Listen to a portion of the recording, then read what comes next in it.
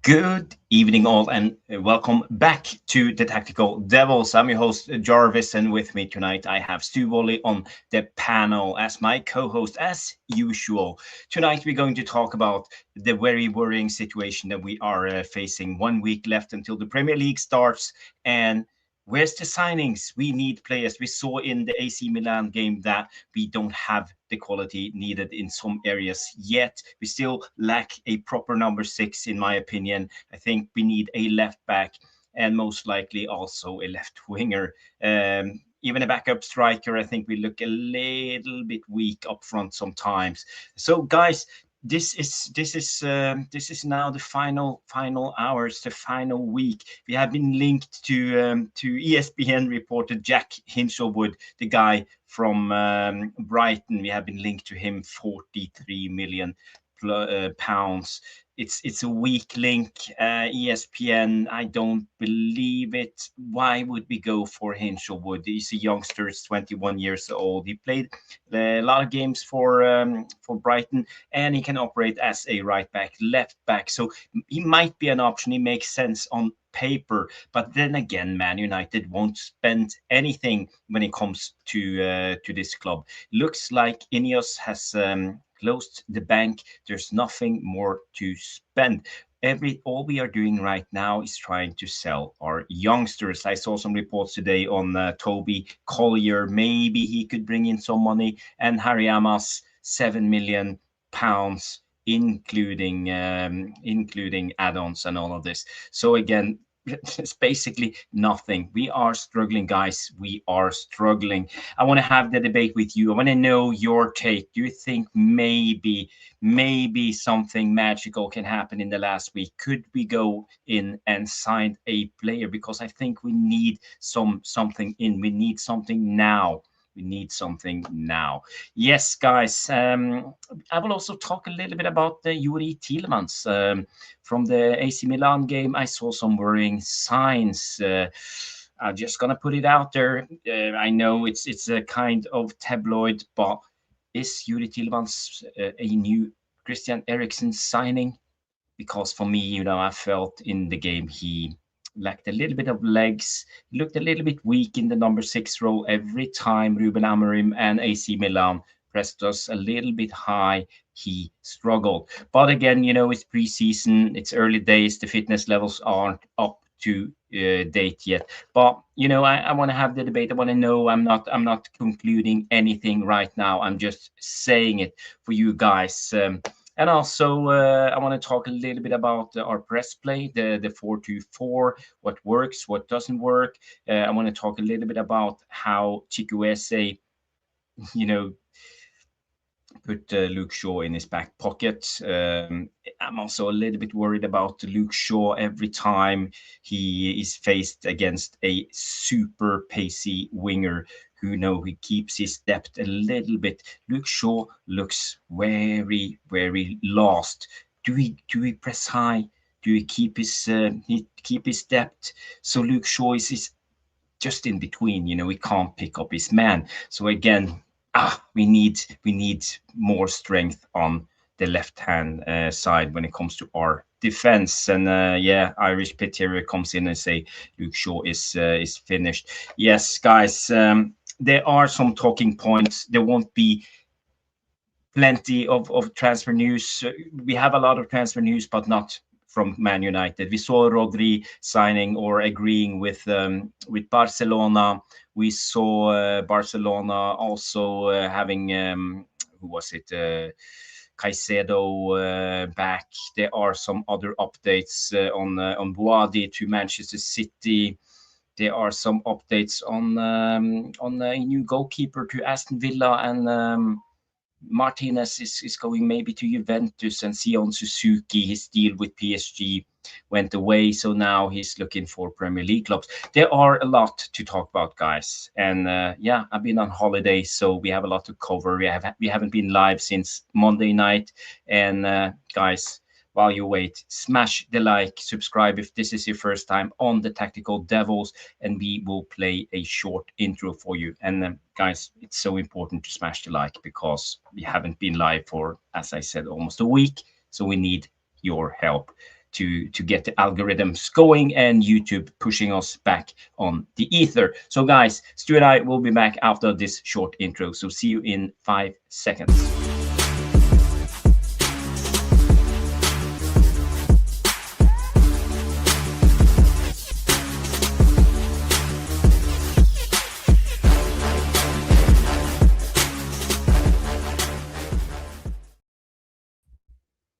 Big up, big up, big up. Welcome to the Tactical Devils. I'm Jarvis. This guy is Stu Woolley.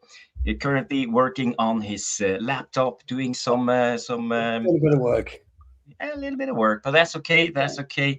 I have everything prepared, all the talking points, everything is ready. So tonight I want to give it to INEOS. I want to give it into INEOS Sir Jim Ratcliffe. I want to talk about the Glazers. I want to have Stu's opinion. I want to have your opinion. Why aren't we spending any money? It looks like the transfer window is over for us. We have 1 week left until the first game, Hull.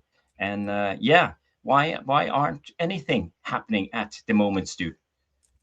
Yeah, it's first of all, good evening, Jarvis, my old mate. You look great. You had a great holiday. Brilliant seeing you Monday. Thanks for joining us. It was absolutely ace. And good evening to the Devilish Tacticos on a somber day, on a happy day, because City were absolutely battered by Arsenal. And there is a lot to take about that, gents, because we should consider just how Arsenal have kicked on already, and they really kicked City's ass today. City had absolutely no answer to them, and the reason I'm talking about it is because there have been some massive signings. Mr. Elliot Anderson, for example, I think he might have touched the ball about 6 times all game. Very poor. Still, they're not using. And this is all good for us, by the way. Still, they're not using Haaland to his strengths, and I think, to be honest, it was he's very not ready. easy. Norway went deep into the World Cup, and he needs. I think he has had a bit more one week of fitness since he came back. So yeah, but he looked all right, but they're not using him again. And I think if I'm Maresca, worrying times, but just dial that back 24 hours when we took on AC Milan, and we were taught a lesson, whether people like it or not. Yeah. We were taught a lesson. Amorim taught us. Because he's got the right players in the right positions, and he demonstrated his system, and it worked way better than any of us and the Devilish Tacticos. Any Manchester United fan truly thought it would, and he just took his time, bided his time, and steamrolled us. So we've got major issues. We've got Coventry and Ipswich, I believe, outspending us right now. I think Hull have probably spent more money in the transfer market. £85 million so far. I know, it's unreal, in this massive window that we heard about. We didn't spend anything in January, saving up for this massive window.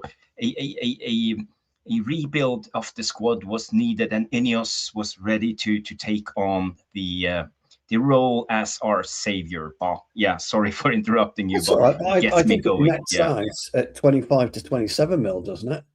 With the 40 million we got in for Rasmus and the money that we've actually saved with Casemiro, and net spend, net is only about 25, 28 million. I mean, it's absolutely embarrassing. We have major problems. I saw some worrying signs about Tielemans as well. The match or the parts of the game that I saw, I think Tielemans will turn out to be a good player for us, but certainly not as a number 6. And Santos will turn out to be a great player for us. He really will. But he won't turn out. He won't be a great number 6. We've not had KB Mainu playing yet. Bruno's come back and started okay. We are having a decent spell from Mbeumo. We're waiting for Sesko to return to full fitness. We'll wait. Lamens was just had his first game. He was a little bit shaky, in my opinion. But ultimately, Luke Shaw looked pretty poor. Dalot didn't have his best game. Sorry, Grace. I would have kept Lenny Yoro there. I don't know what Carrick is doing. You can bring Dalot in, in match day 2 and match day 3. You don't have to bring him in straight away. Yoro was doing okay there. I'm not saying Yoro would have, been any better than Dalot. What I'm saying is he had a steady start. I totally agree with you, and I think you're touching on a very vital point. although they are our highest earners, our biggest stars, the ones we relied upon, our steady eddies since last season. But again, having the preseason is so important, so freaking important. And I Yes, think we yeah, should just go on and play the team we actually have been playing. I think if okay, I think it was a disaster that Mason Mount got injured again, because I think it made us bring back Bruno a little bit too early. I think he would yeah. I'd need at agree with least that. I'd two agree more with that. weeks Yeah, coming in, game week 3 fit and ready to go. And Mason Mount, I think we actually look better with Mason Mount.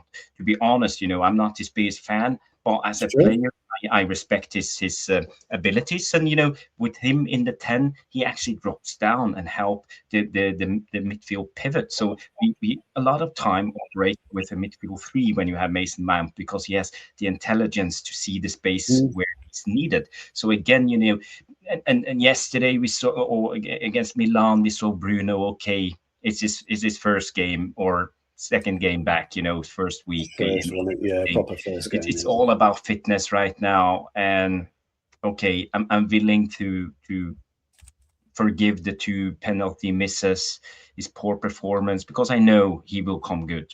Yeah, he But will he come needs good, more Chris. Yeah, time. And my point is Mason Mount should probably be in the guy who started. And you're quite right when you talk about Lenny Euro. Also, I think Aiden Heaven should be a clear first choice. yes, Santos, in front of Kobe Mainu. Kobe, when it comes to Tielemans, it doesn't look up to his not there full yet. best shape yet. So I'm a little bit worried about Tillemans also, and this is where we should have signed the fourth midfielder at least 4 weeks ago. Oh, Well, fucking hell. maybe 6 weeks. Look, So the thing again, is, I feel, yeah. yeah, the thing is, we're going to have to start with Heaven and Maguire up at Hull. We've got no choice. We're going to have to start with them, even in Johnny Gay. And I would start with Yoro as well. But I don't know what the hell I'd do at left back currently because Luke Shaw's, I don't know what he's done over the summer, but he's not looking anywhere near the play that he did last season already, and that's quite poor. He needs to demonstrate more to me.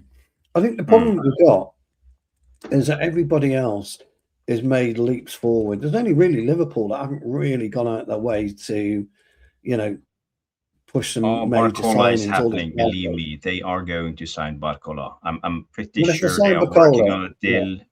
Yeah. at 150 mil, I mean, fuck me, that's just ridiculous. I mean, Barcola is absolutely superb, but 150 mil, come on, do me a favour. There isn't a player out there right now that is worth that type of money. But this is where we are.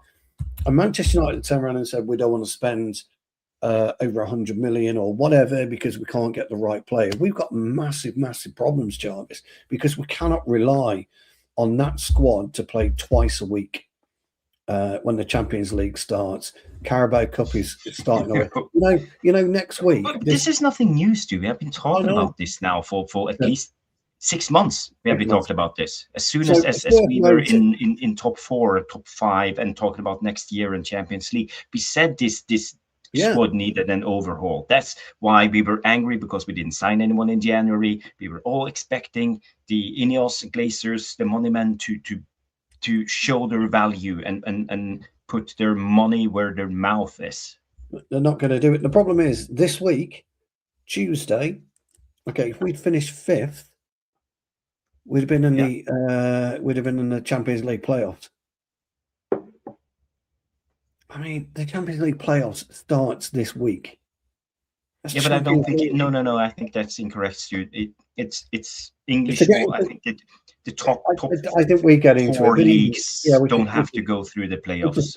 I've seen Bodø/Glimt, I see Fenerbahce, I see other teams. But we start this week. The Champions League starts this week already. Okay, that's before the Premier League kicks off. The Champions League starts. So before we know it, the Champions League is going to kick off for us. So ultimately, we are so far behind. I mean, we can't even hold a torch to Arsenal right now. We really can't. I don't know how we get on against City, Chelsea, Tottenham, and all these. We are. I mean, I don't know. Do you know what? If I was Michael Carrick, I'd be so tempted to go to the board and say I'm resigning. I would go to the board and say I'm resigning, but Well, he won't do it. A couple of days ago on Sky, they reported in an interview with Carrick, and Carrick, I'm paraphrasing but quoting again, saying we would like more signings, we want more signings. He said, I think it was Thursday, he said this in an interview on Sky. Yeah. But I would resign. If I was Carrick, I'd resign. You've got to do something. Wouldn't have the balls. No, he hasn't got the ball. This is the fucking issue. He hasn't got the bollocks, Michael Carrick. I've been talking about it for fucking months. He hasn't got the bollocks. I'm not saying this year under Amrin would have been any different. I'm not saying we would finish third under Amrin or anything like that. But we've gone, as usual, for the wrong fucking manager who's going to be quite weak. He's going to put up with what he's given. We're going to finish probably 6th, 7th, or 8th in the Premier League. We're going to have a poor Champions League. We're going to have a poor Cup run, and we're going to have to start all over again. In 18 months' time, everybody in here will be going, he's got to go, he's got to go, he's got to go. We need to bring in X, Y, and Z. And we can't keep doing it. I'm fucking fed up with it. I don't want that. I'm so sick of that carousel. I've been doing it for so many years. Jarvis, we've been doing it for the last 6 years, mate, this carousel. And the problem is, right, we can nothing will work, by the way, guys. And we know nothing's going to work because we've tried protesting, we tried getting games. Nothing is going to work with these vultures. It's not going to happen. So we're either going to have to actually take a deep breath and just think, well, whatever will be, or we're going to end up throughout this season, me and Jarvis are probably going to end up fucking quitting YouTube because we got to, it's too much. It's just too fucking much. Well, I have to be honest. I don't want to sit there and be angry every week, spewing out the guff that comes out when we lose, and I'm angry. I don't want to do that. I want to be a positive, smiley, happy type of guy. I want to sit here and talk about how good Man United are, what's Carrick's doing, his fantastic formula of tactics, and how we managed to claw ourselves back to the top again with no funds and no backing, and the real comeback story of Man United and winning our will be 21st Premier League title. The first Premier League title was so far from it.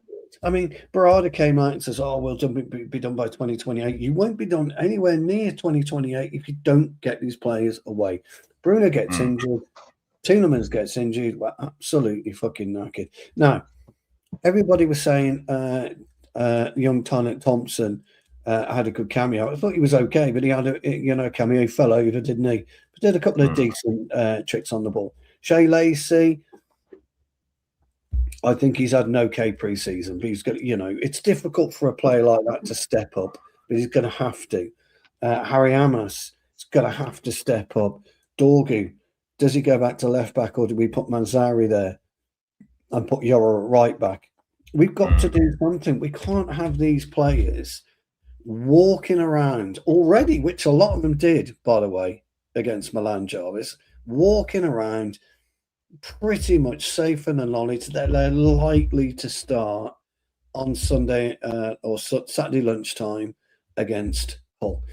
Now, Arsenal play today and play Friday. So Arsenal kick the season off. They play today and they play Friday. Yeah. All right. Now, the way that Arsenal adapted to the game, the way that they started the game, there was no Saka in the team, there was no Rice in the team. They put young Lewis Skelly in there, had a really good first half in centre midfield. Guimaraes, I thought, was average, but then he'd only had about 2 days worth of training, but made a difference. Calafiori was decent. Zubimendi was on the bench. Gyökeres was on the bench. Saka comes on for Madueke. Ben Davies started at right back. That new Solis, that new Greek winger, had 25 assists last year, by the way. I think 25 assists, 23 assists, something like that. David Statistics will tell us. Started again with another assist. Popped it into your man Odegaard, who rolls it round Donnarumma. Whatever we think okay, about whether the Charity Shield is worthy or not, whatever we think about our game yesterday, we fucking start playing the league on Saturday. The end, period. You know, there was no points yesterday, but there is Saturday, and we're going to have to do something. If Rashford comes on, tried way too hard. I mean, fucking hell. He almost tripped over the ball 4 times, I remember, because he tried way, way, way too hard. Instead of, where's the maturity that we saw in the World Cup? Where's all that gone out? How come all that's gone out the window? Because is Carrick allowing these players to do what they fucking want again? Or is he coming hard on them, down on them? Yeah. Maresca today, I agree with you what you're saying, right? I do that. Haaland's only just come back at a week and a half. But you're chasing a game of football. You take, the Premier League's best striker off because Maresca's like that. You ain't doing it. Get off. We haven't got the balls in our fucking dugout. We haven't got the balls in our fucking in our boardroom. We haven't got the balls in the dugout to do it. To drop Bruno, to drop Dallo, to drop fucking Martinez, to drop fucking whoever. We don't have the balls. I'm so, I wanted to be happy at the start of this season, Joe. I was expecting, with number 6 to come in. Rodri's fucked off to Barcelona tonight. That's done 65. Yeah, sorry. We try to behave. Yeah, he's gone off to Barcelona. There's absolutely no way in a million years Anderson's going to be their replacement. So that's looks like they're dropping 100 million on that Bawadi, and they're going to try and drop 100 million somewhere else, aren't they? Probably on Enzo Fernandez. It'll probably cost them a bit more. Yes. They're going to drop that money on him. If we are tenuously, very, very slightly linked with Adam Wharton, then maybe we should go balls out and get him. I don't know what the board's saying, I think, is what I'm getting at. The thing is, Stu, let's since you brought it up, we will talk about Adam Wharton, but hold that thought. We have a membership chat coming in from Bilal. He's been waiting so patiently, saying, wow, already a year since I became a member. So it's Bilal's 12 months membership birthday. So congratulations, Bilal. I think you deserve I'll give him the green glasses. I'll give him the green glasses for that. How many deadlifts does he deserve? Well, he deserves 6 at least. Although Jamie says they're not the best deadlifts. We'll give him 3. We'll give him 3. We'll give him 3.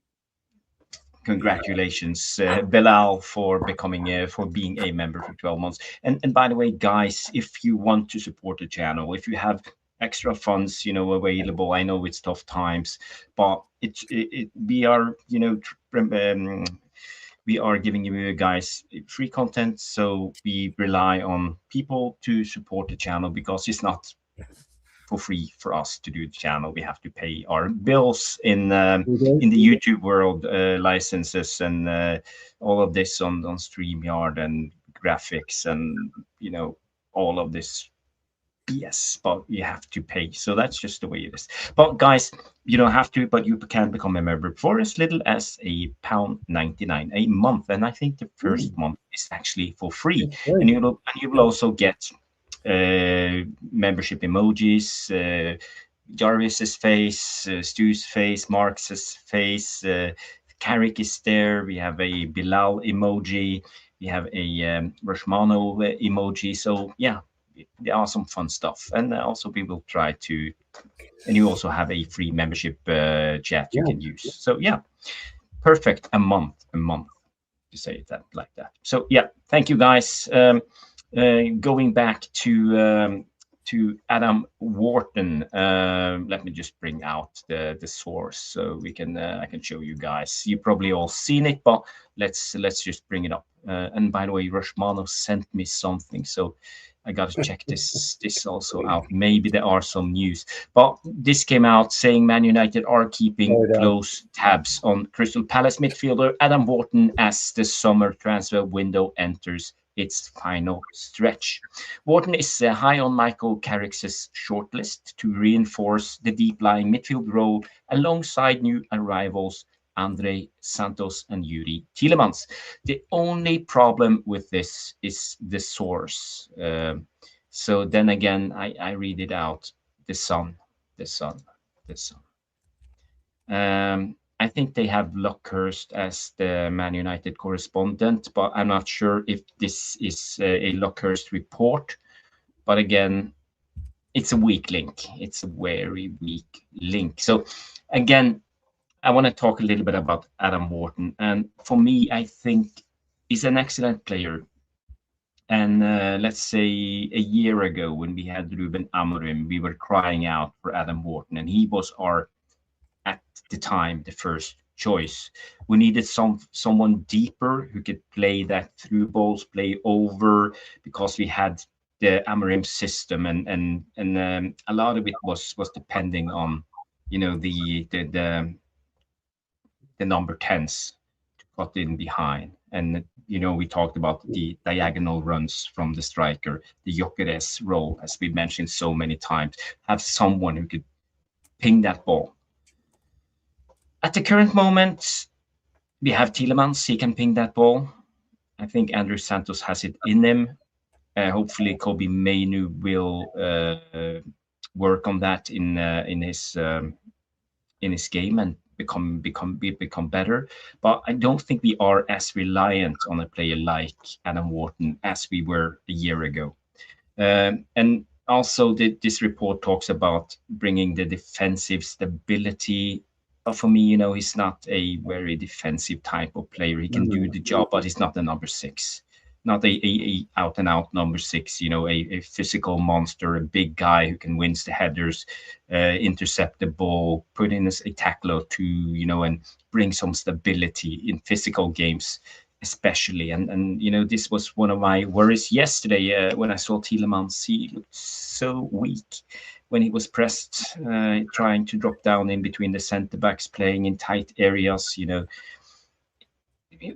The passes were too short. He was almost like he was trying to set up a trap and press them into pressing him. And he lost the ball, especially in the first half, at least 1-2 times. So yeah, we were just abysmal in the pressing, Jarvis. I mean, we spoke about the way that PSG play, and we spoke about the fluidity of the team, and they can alternate between a 4-5-1, 4-2-1-3, however they want to play, a 3-4-3, they can alternate, they can play. But I've noticed one thing about modern football last season more than anything is the amount of teams that copy each other. And I just think to myself, where is why have you got to copy each other? Well, why do you have to play out from the back? What is the benefit? And nobody can tell me this. What is the benefit of playing out from the back as opposed to lobbing it in, a third up the pitch on the out on the wing, or doing what PSG do, go 3/4 of the pitch and knock it out for a throw? There's not that many ways of playing out from the back.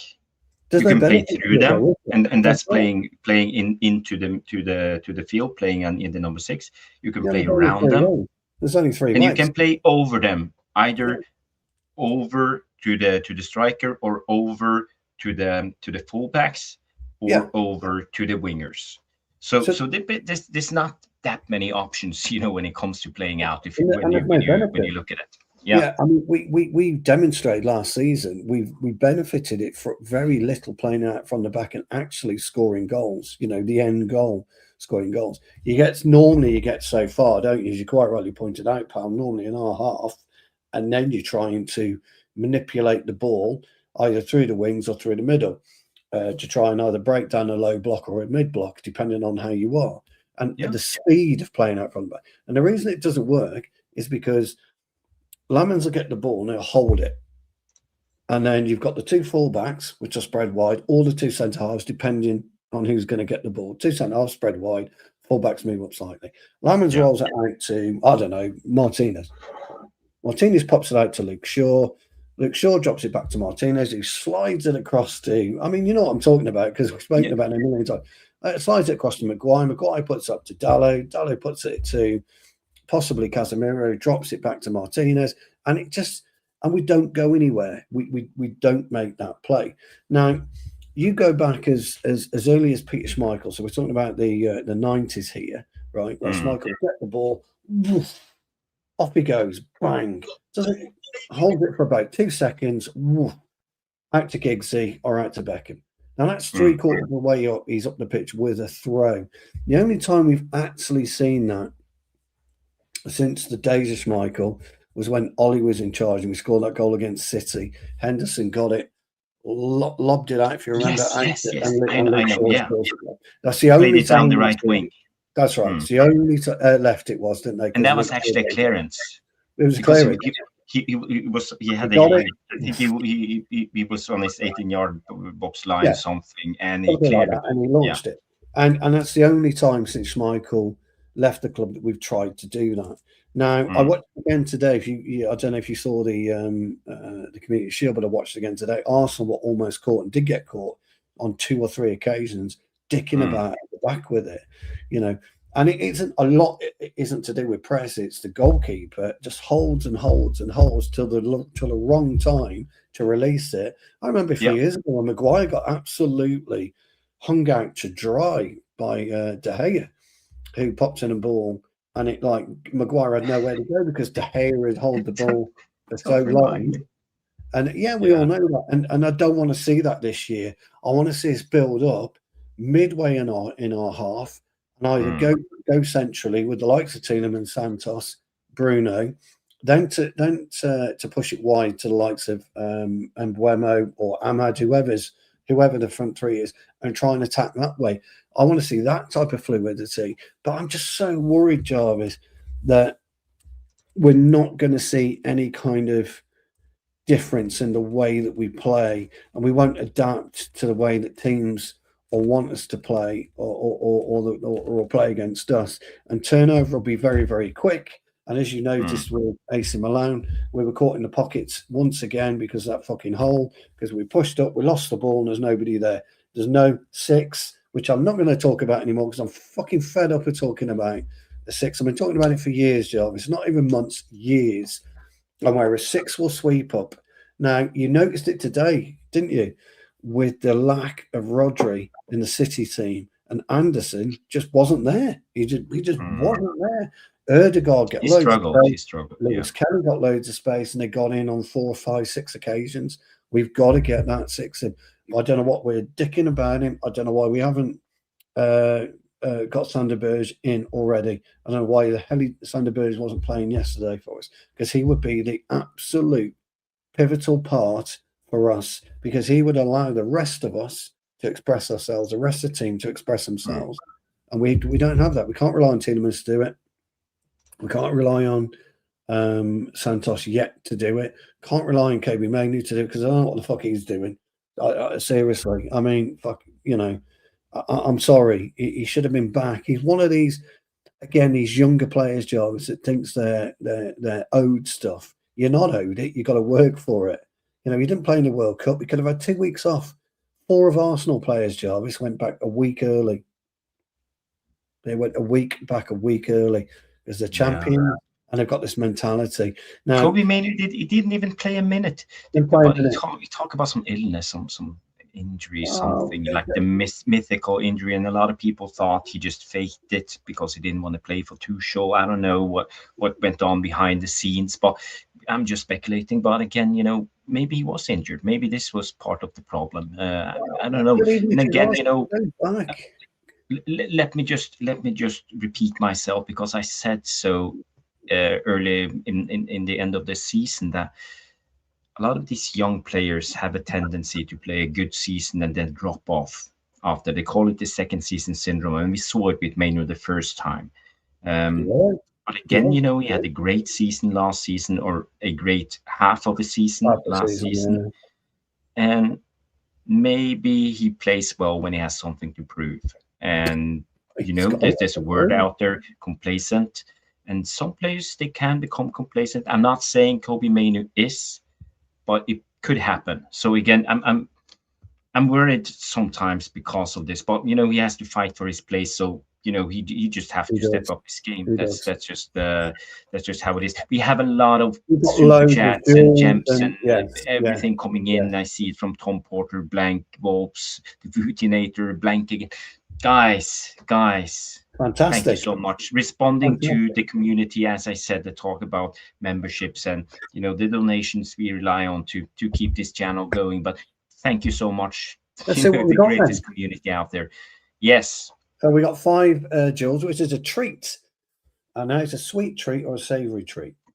What do we think? Thank you for the treat, yeah, but that's a lovely treat at Blank. Tom's given us a football. 150 jewels equals football. Absolutely mint. Love the avatar as well. That's one hell of a good looking. Yes. Thumbnail is fantastic.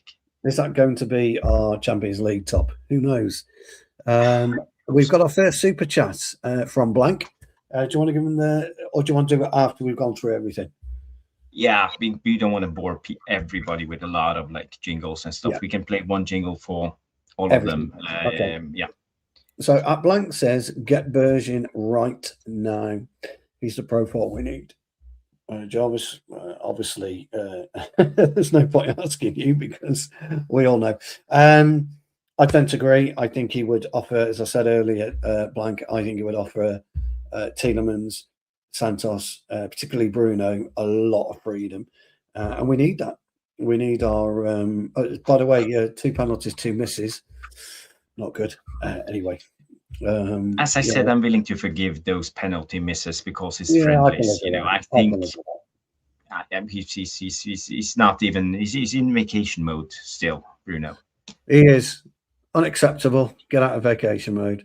But I just want to answer Blanks' question if you go back. Oh, sorry. Yes, I just want to answer it and say, get Berge right now. He's the profile. We need 100% preaching to the choir. Sander Berge's biggest fan. I started talking about. I've been talking about him for years and years, even when we were on MUFC Realist TV and on United Real Therapy and other channels. I've been talking about Sander Berge, and a lot of people said, Sander who? Nah, he's not good enough. But gradually, you have opened your eyes for the brilliant midfielder he is, and I can't understand why INEOS won't wake the fuck up and sign Sander Berge. He's the perfect guy. Get him in right now. We need him for this to be a great season. We need it for the balance of the team, for the balance of the midfield. Even though he's not fit yet, he played the World Cup. He needs some time to get ready. But again, when we signed Casemiro, I think we waited 6 weeks or 6 game weeks or something before he played his first game. We played Eriksen and McTominay the first 5 or 6 games before Casemiro came in. So it's quite doable to sign a player late. You have to pay a little bit extra, but I think it's worth it. So come on, INEOS, get Sander Berge in now. Get him in. I actually think Sander Berge will be ready in a week, personally. I think he's got that personality, that mentality, and I think he'll be ready in a week. Volps has come in with 150 jewels. That's another football. Thank you, Volps. And Volps actually have the coolest name ever. He does, and another great avatar, the new kit, which I do like. I like the cream and I like the green. It was very, very nice. The Vutinator's come in with a yellow one. 1,000 jewels. That's a loot box. Don't know what a loot box looks like. Do we need a crowbar to jimmy that open? The Vutinator.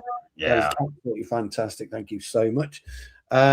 Blanca's got another super chat. Jarvis Stewart, I forgot to ask, who are your ideal left back targets?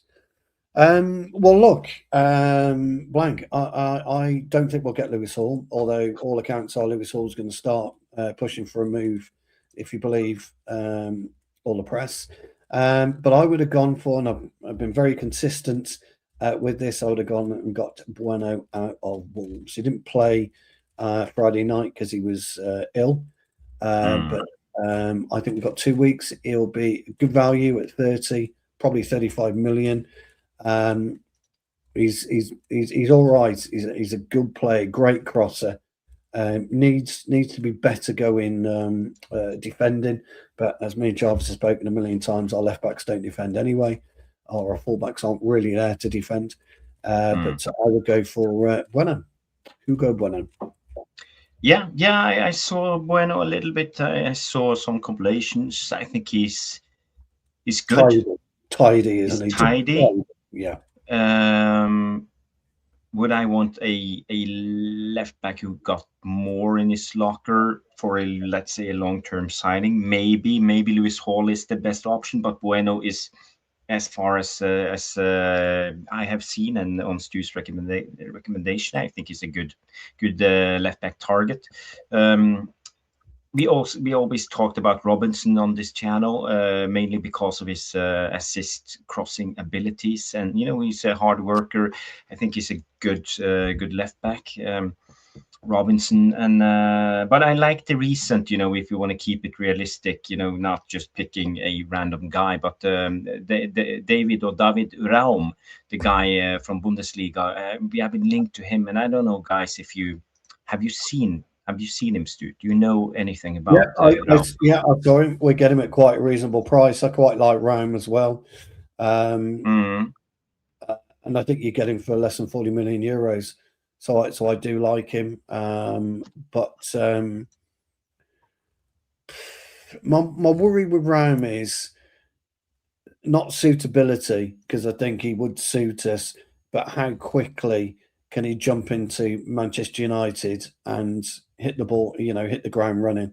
That's my only thing with him. I think Lewis Hall, Robertson, Bueno, there's no problem with any of those three. They come in and they can take Luke Shaw's place straight away. I think Ryan comes in 6 to 8 weeks acclimatization, a little bit like Sesko, 6 to 8 weeks, 4 weeks with Lamans, wasn't it? 5 weeks with Lamans. Yeah, I think he comes in, we get a bit of acclimatization, and then he edges Luke Shaw out. I need somebody to come in straight away who edges Luke Shaw out immediately. I believe the story when it comes to Raum. I think he was offered to us. We didn't inquire about him, but he was offered to us, and mainly it's because of his contract. It ends next summer, and he's a bit of an older guy, 28 years of age. Playing as a left back and left wing back for Red Bull Leipzig, RB Leipzig. But if you look at his play traits, let me just enhance it a little bit. So I think this is impressive. If you look at his touches, it's in the 98th percentile. He's in the 100% when it comes to chances created, 78th percentile when it comes to defensive contributions, 82nd percentile when it comes to goals, 67 shot attempts, and 25 when it comes to aerial duels won. He's 180 centimeters, so he's not the biggest guy, but again, I think that's super impressive when you look at his stats. And if you look at his play traits last season, 3 goals, 7 assists. That's strong in 29 games started, and a cheeky rating of 7.63 on 2,556 minutes. So for me, looking at it from a stats perspective, to answer Blanks' question, I think at the moment I prefer Raum as the guy we should bring in, just because I think we need to create more from that left-hand side. We need some threats, because I don't think we look balanced. We look lopsided because of Luke Shaw and his inability to bomb up and down through the full 90s, because he's getting older. He don't have the physicality anymore.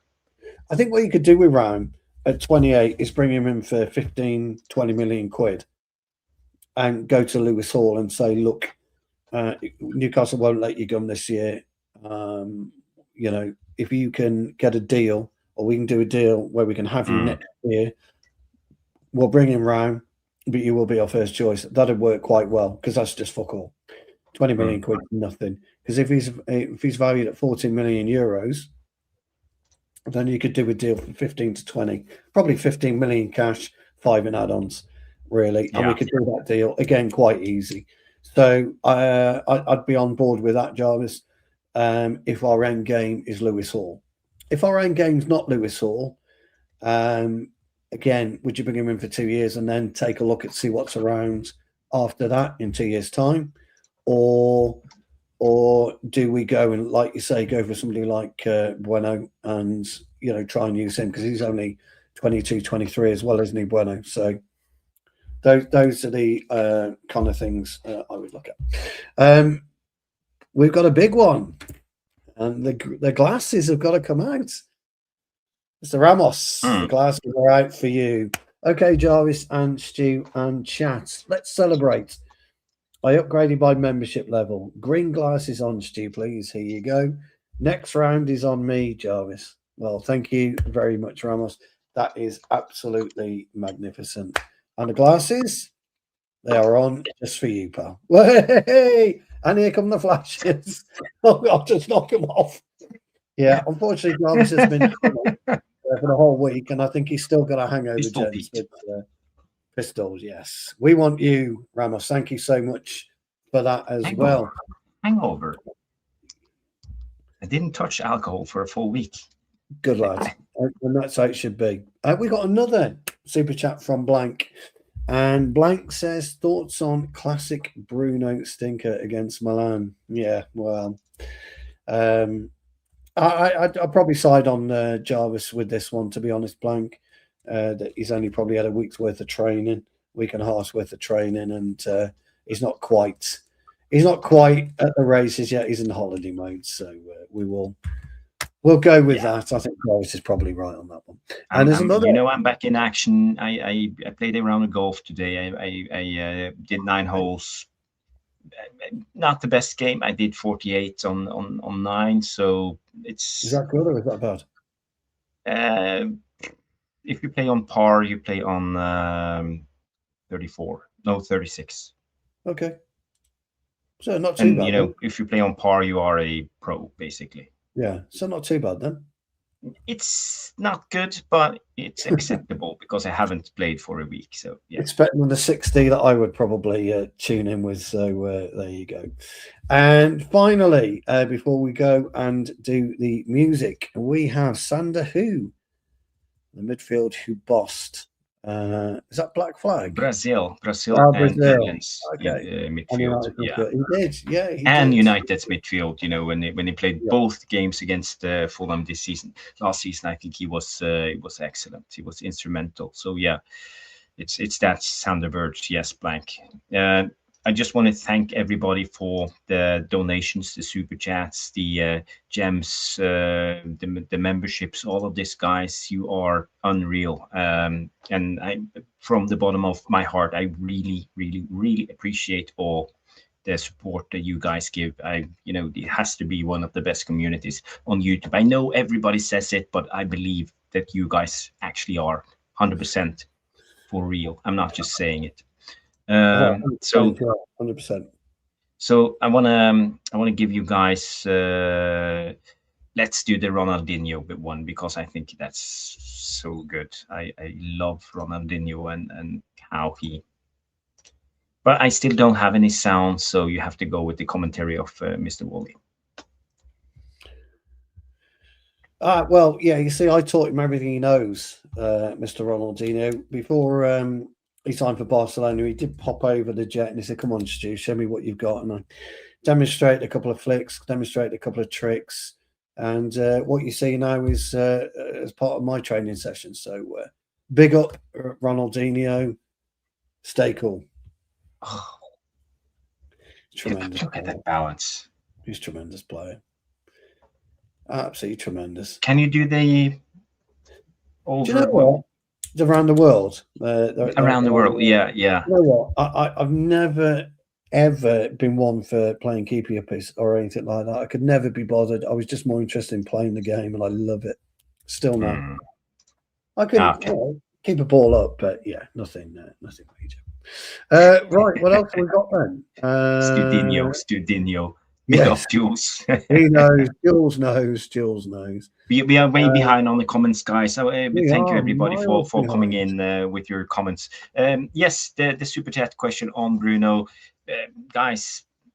Are you guys a little bit worried? Are we seeing the start of the decline of Bruno? Is he going downhill from now? I think he played out of his skin last season for United, for keeping us, for getting us into the Premier League. I think he would have left maybe if we haven't qualified. I think he wanted to play more in the Premier League, and maybe Saudi was the only other options, if not PSG or Real Madrid, or someone of those came in. So could we see the decline of Bruno now, or is this just, as we said, preseason, not fit any yet, and all of this? Stu?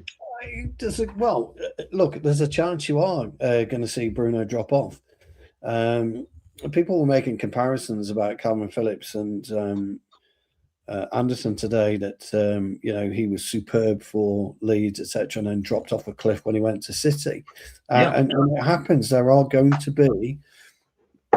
going to be a time where Bruno is going to drop off this cliff, and this is something else that Carrick, the recruitment team, and the board should be considering. We need to get players in that when it does happen, we can take him out. If he gets injured, we can take him out. Our forward thinking and our forward planning.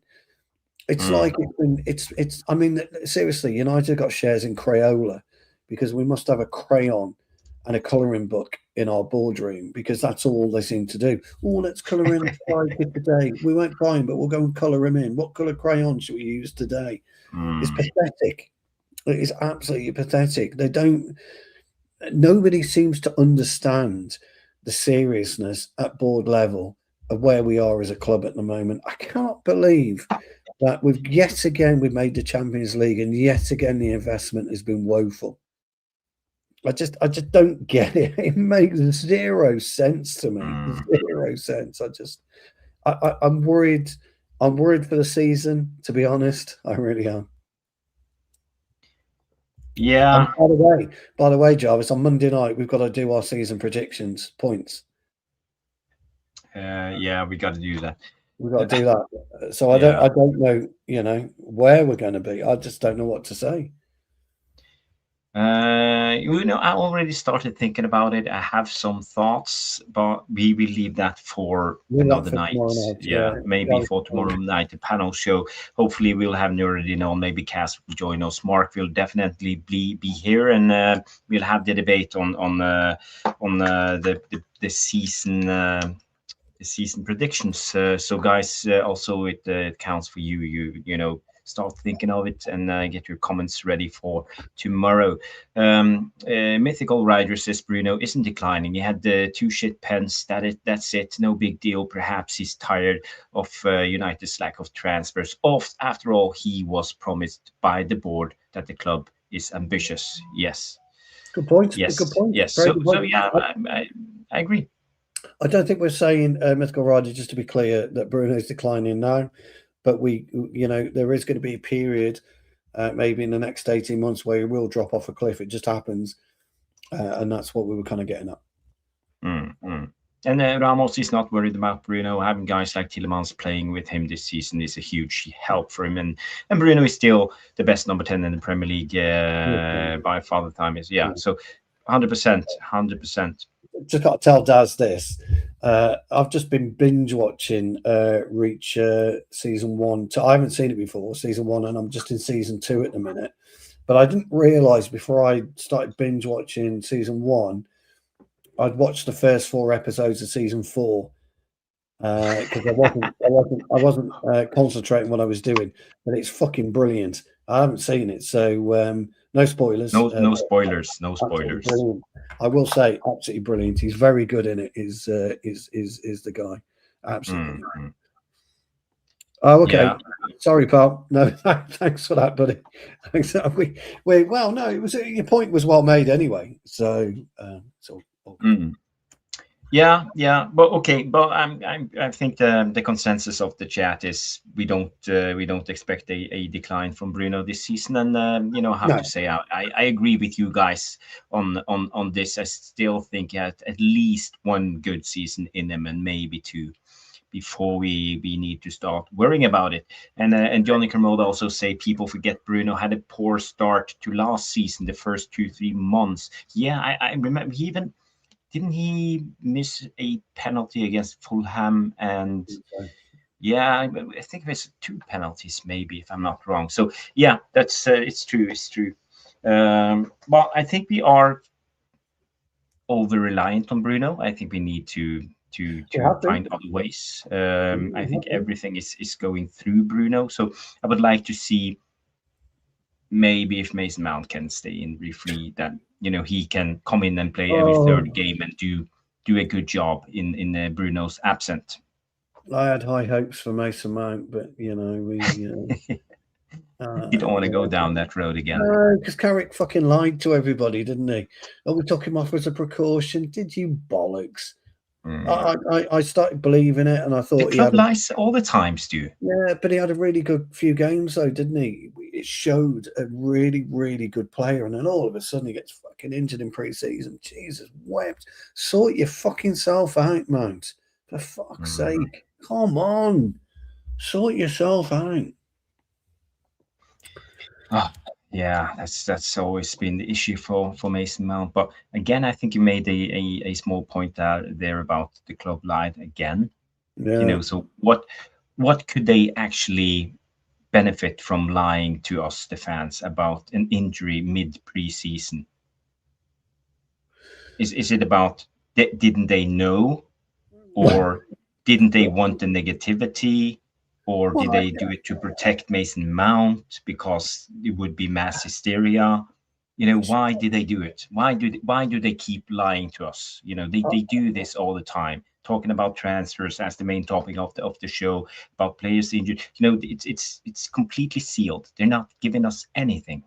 We didn't know anything about De Ligt for months and months and months. I don't know. I'm just, the Mount had a really good couple of games. Yoro played, had a good first three games. These players come back. You've got to give them minutes. I get it, but I think the fluidity, the team that played against Leeds, played against Wrexham. I know we were poor against Wrexham, by the way. I can't remember where else we played now. Rosenborg. I know they're only friendlies, but you got to keep that continuity and bring these players back. You don't need to play Bruno till week 2, game week 3. You didn't need to do that. We should have enough to get past Hull. It should have been going into Saturday's game with the starting 11 against Hull next Saturday. This is my starting 11 against Hull. Bruno, you're back too late. Yeah. You're not going to start. Tielemans, you'll be on the bench. Cunha, I'm going to risk you. And Buemo, you're going to start. Ahmad, you've had a great preseason. You're going to start. Yoro, you're starting. Maguire, you've got to. That's what I'd have been doing.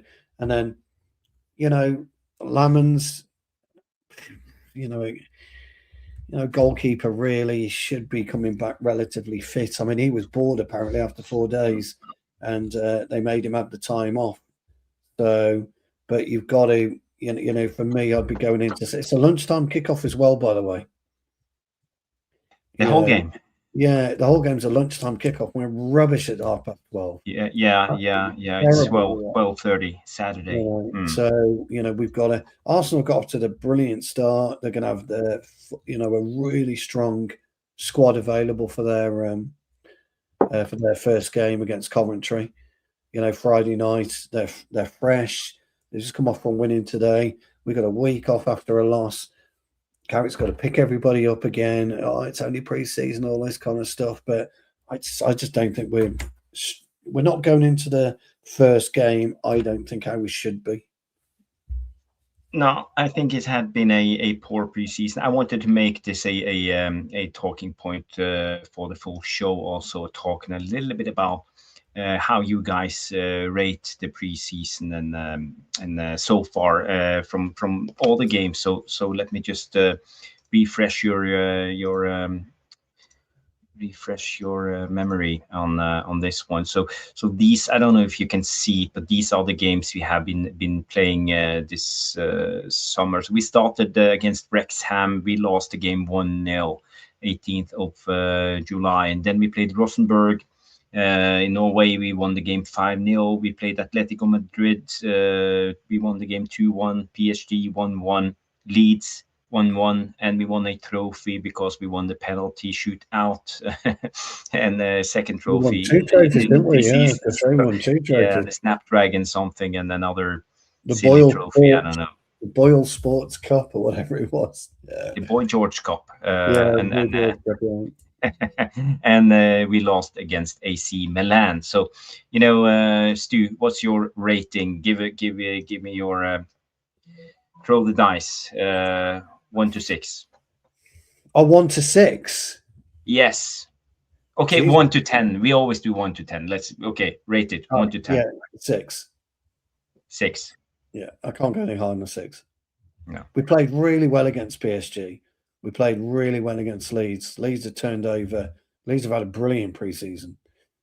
We played well against Rosenborg, irrespective of how poor Rosenborg were. Yeah. We were woeful against AC Milan. It didn't matter against Wrexham, to be honest, pal. First preseason game, it just doesn't matter. And we played okay against Atleti, so I'm going to go with a 6. Yeah, that was the day after the World Cup final, so no one was left. It was. Yeah, so I'm going to go a 6 in total. I think it's okay. It's okay. Lacey's had a good preseason. I agree with Johnny here. Yoro, very impressive for me. I'll tell you. Agree with you somewhat on Tielemans. I think Tielemans is gonna. I think he's gonna. It's a 4-week cycle for me now with Tielemans before we start seeing Tielemans. Stu, Nuruddin made his point yesterday. The only thing he said is people, and he said it right away. As soon as we signed Tielemans, he said this is the wrong signings because people got to remember he was protected by Onana and Kamara. And Correct. They also have McGinn with legs, who's working. Work rate is through the roof. So again, we had that base of players, that groundwork of players, around him, protecting him and covering over his weaknesses. And then now he has Kobe Mainu, he has Andre Santos, Bruno.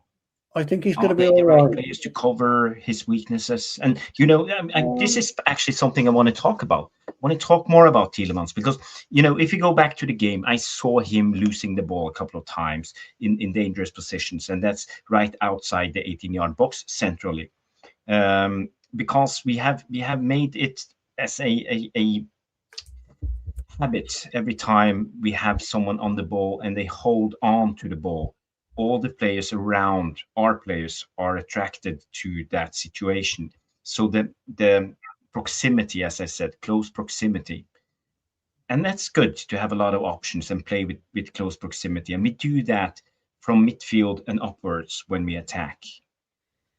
But not right outside our box because the pressure and, if we lose the ball in that area, the room for error is so small. And especially if you are not as press resistive as Sanderberg, for example, Rodri, Declan Rice, these big, strong players, you can handle the pressure. But Tielemans is not that type of player. He's not that physical specimen. So again, it worries me if this is what we are going to do: play with close proximity with Tielemans, with the goal, with the back against the goal.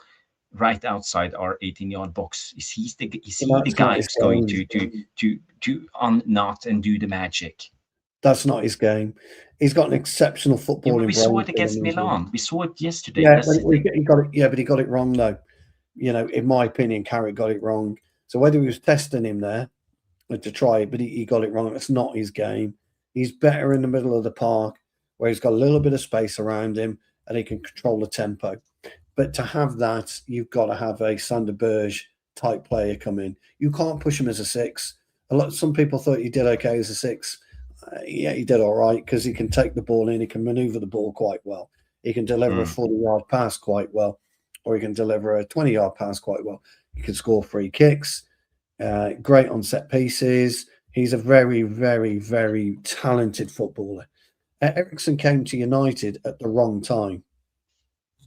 Again, we've said this about and also in the Ten Hag system, yeah, who like we all remember the big time. donut of nothing in the middle of the park. Yeah. And Tielemans may be a victim of coming to United at the wrong time. But I actually think we'll see a proper Yuri Tielemans in 4 weeks' time. 4 to 6 weeks' time is when you're going to see him come to the fore. And we had it with Casemiro. It took him 6 weeks to start. It really took him another 6 weeks, Jarvis, to deliver any kind of performance that we all thought, thank fuck for that. We've seen the player that we thought we were getting for 60 million quid. And we often spoke, didn't we? We never saw the very best of Casemiro because he didn't possess the crooner and he didn't possess Modric. And you're absolutely right about Tielemans. He doesn't have an Onana and he doesn't have a Kamara or a Kamara and a McGinn. So he doesn't have those around him. But he's got Kobe Mainoo. When Kobe's on his game, he will be able to shield Tielemans quite nicely because we all know that Kobe's greatest strength is to shield the ball and get himself somehow out of a tight hole. God knows how he does it. We've all looked in awe at him, haven't we? And so, how the fuck's he done that? How's he got out of there? Lay the ball off to Tielemans and Tielemans can work his magic. But if you're going to push Tielemans as a 6, and Jarvis, as you quite rightly say, he's got to play with his back to goal, then we're going to have problems, fella. We really are going to have problems. It's not his game. So herein lies then, here we go, the Tielemans, Santos and Bruno conundrum. And if you throw Mason Mount in there. Now, Mason Mount and Santos had 3 pretty good games together, linked up very well, knew exactly where people were, and understood where they need to be at any given time. Now, Tielemans will do that because he's got the knowledge to understand where he needs to be at any given time on the football pitch. But it's going to take him, in my opinion, 4 to 6 weeks to get to that stage. So how do we rely on him and how do we get him up to speed? You won't be able to, could you play him against Hull? Probably. Could you play Santos against Hull? Yeah, probably. So you could play Tielemans, Santos and Bruno against Hull, and it shouldn't be problematic. But Hull are no mugs. They're not going to be any mugs this season. I think we're going to go there and Tony Cruz I was talking about, guys. I call him the crooner. Cruz, yeah, I call him the crooner. Yes, so I think that's what we've got to. That's how we're going to have to play. We've got no choice. We've got no choice. You can't play if you don't play Santos and you don't play Tielemans. He's not going to play Mainoo because Mainoo's had no minutes in pre-season, and he's going to play Bruno. So without them, I don't know what you do. It's one of those, isn't it? So I don't think we've got any choice. No. And then for me, I know we'll talk about it next week. You've got to play Cunha. You've got to play Mbeumo, and it's what do you do up front? Do you bring Sesko straight in, or do you because he's played no preseason minutes either? So we just whichever way you look at it, Joe, we just aren't fucking ready. We are not ready. That's the thing. And we talked about rating the preseason, and I think being ready is what it's all about. And I don't think we're ready. I 100% agree. For me, I rated the friendlies, the summer transfer window. Can you call it that one? 5. And it's not including signings. It's all about. Oh, to forget signings. Yeah. Signings. That's a whole different debate. It's terrible on signings. It's 2. It's terrible on Mr. Reynoso coming in. Mr. Reynoso. Big up Reynoso. Big up coming in and saying, hi boys, been chasing the channel for a while. Glad I finally caught it. If they don't sign a left back, is Dorgu your short-term solution? That's a good question. Stu. Look, we know he can play there. He's way more effective up front. He's not a traditional left winger for me. He's not a traditional fullback. He's not really a traditional wing back, actually, Dorgu. He's one of those confusing players, which if you're playing against him is an absolute nightmare because he can play out wide, but he's proven on 5 or 6 occasions last season, with his goals in particular, he's very good at cutting inside and, drifting in and losing his marker. Did it to perfection against City. Brilliant couple of goals, or goal against Arsenal, a couple of goals before that. So he drifts in really, really well. He actually drifts in on the diagonal, Jarvis. Doesn't drift in from out wide in the final third. He drifts in on the diagonal. I think if you had to get over, that's what we do. We put players in those half spaces. You've seen it in this summer. Yeah, I think if you had to get over a couple of games, Reynoso, then why not? You could just drop him in at Hull. I would imagine as a left back, you could probably drop him in at Ipswich as a left back as well. If we are waiting for Lewis Hall to come through the door, or Ram, or Bueno, or Ryerson, or whoever, Robinson, or whoever, but he works exceptionally well up and down that left wing. So our problem was likely to be with Dorgu is if you put him a left back and he leaves a huge pocket behind him, pocket of space, but he does have the strength to get back for the short term only, but it wouldn't be a long term left back investment for me, no. Yeah. It's a tough one, the one with Dorgu, to be honest. I think it's a very good question, and I don't have the right answer. There isn't one, that's my friend, because also coming in and asking the question about the left. But because let me just finish my train of thoughts. What I'm thinking about is positional awareness, and playing as a left back or right back. Your positional awareness is one of the most important traits. You have to be in line with your center backs all the time. Not drop too deep, not too high, and you have to be aware of where is your winger all the time. You can't be too close. You can't be too distant. You have to be ready to face him when needed. If he starts running at you, you have to be ready to drop back if the ball comes over your head. And also when it comes to when it plays on the other side, you have to defend that back post all the time. You have to be first, because if you're last, you will fucking concede a goal. So, it's all about this. It's not just about your physical abilities as Dorgu has. You have to be aware. And, if you look back, for example, a good player is Diogo Dalot. He came through as one of the biggest from Portugal, one of the best fullbacks in young fullbacks in the world at the time, but it took him so long to learn, and he had to go on a loan to AC Milan, and then he started to catch on and understand a little bit of it. And when he came back, he gradually progressed, and I don't know if it's at the level we need yet even, but defensively, he's okay. He has more awareness positionally. But again, Stu, you are the defender on the panel tonight.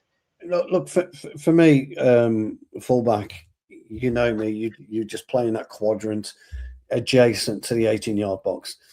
And that is your area, so nobody should be beating you in that area. Dorgu never plays in that quadrant. He doesn't understand that quadrant, nor does Dalot. But they don't at Manchester United. They don't want us in that quadrant. They want us pushing just out of it, and so you're kind of moving into your midfield section. That's where they want us to play, and it's almost like a smiling U shape.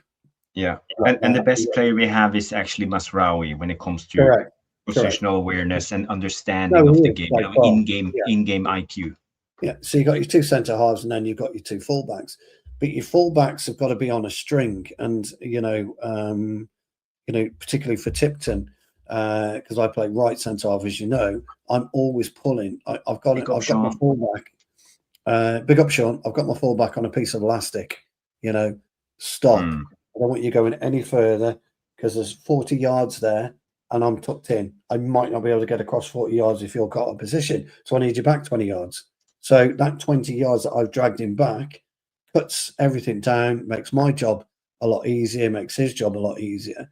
And same with our left centre back. He's doing the same with his fullback, and he's pushing them and pulling them all the time. You push, pull with a fullback. That's what you do. But you do the communication. The fullback never communicates to you. He should never, because if he communicates to you, because he's looking across the pitch and he's not concentrating on what's going on, well, you're looking up and down the pitch. You can see everything. All the one who does communication. So our fullbacks, what they should be doing at times is making the fourth or the third centre back, whichever way you want to call it. But we used Casemiro last season, didn't we, Jarvis, to run the third centre? But it should be one of your fullbacks that come in and do it.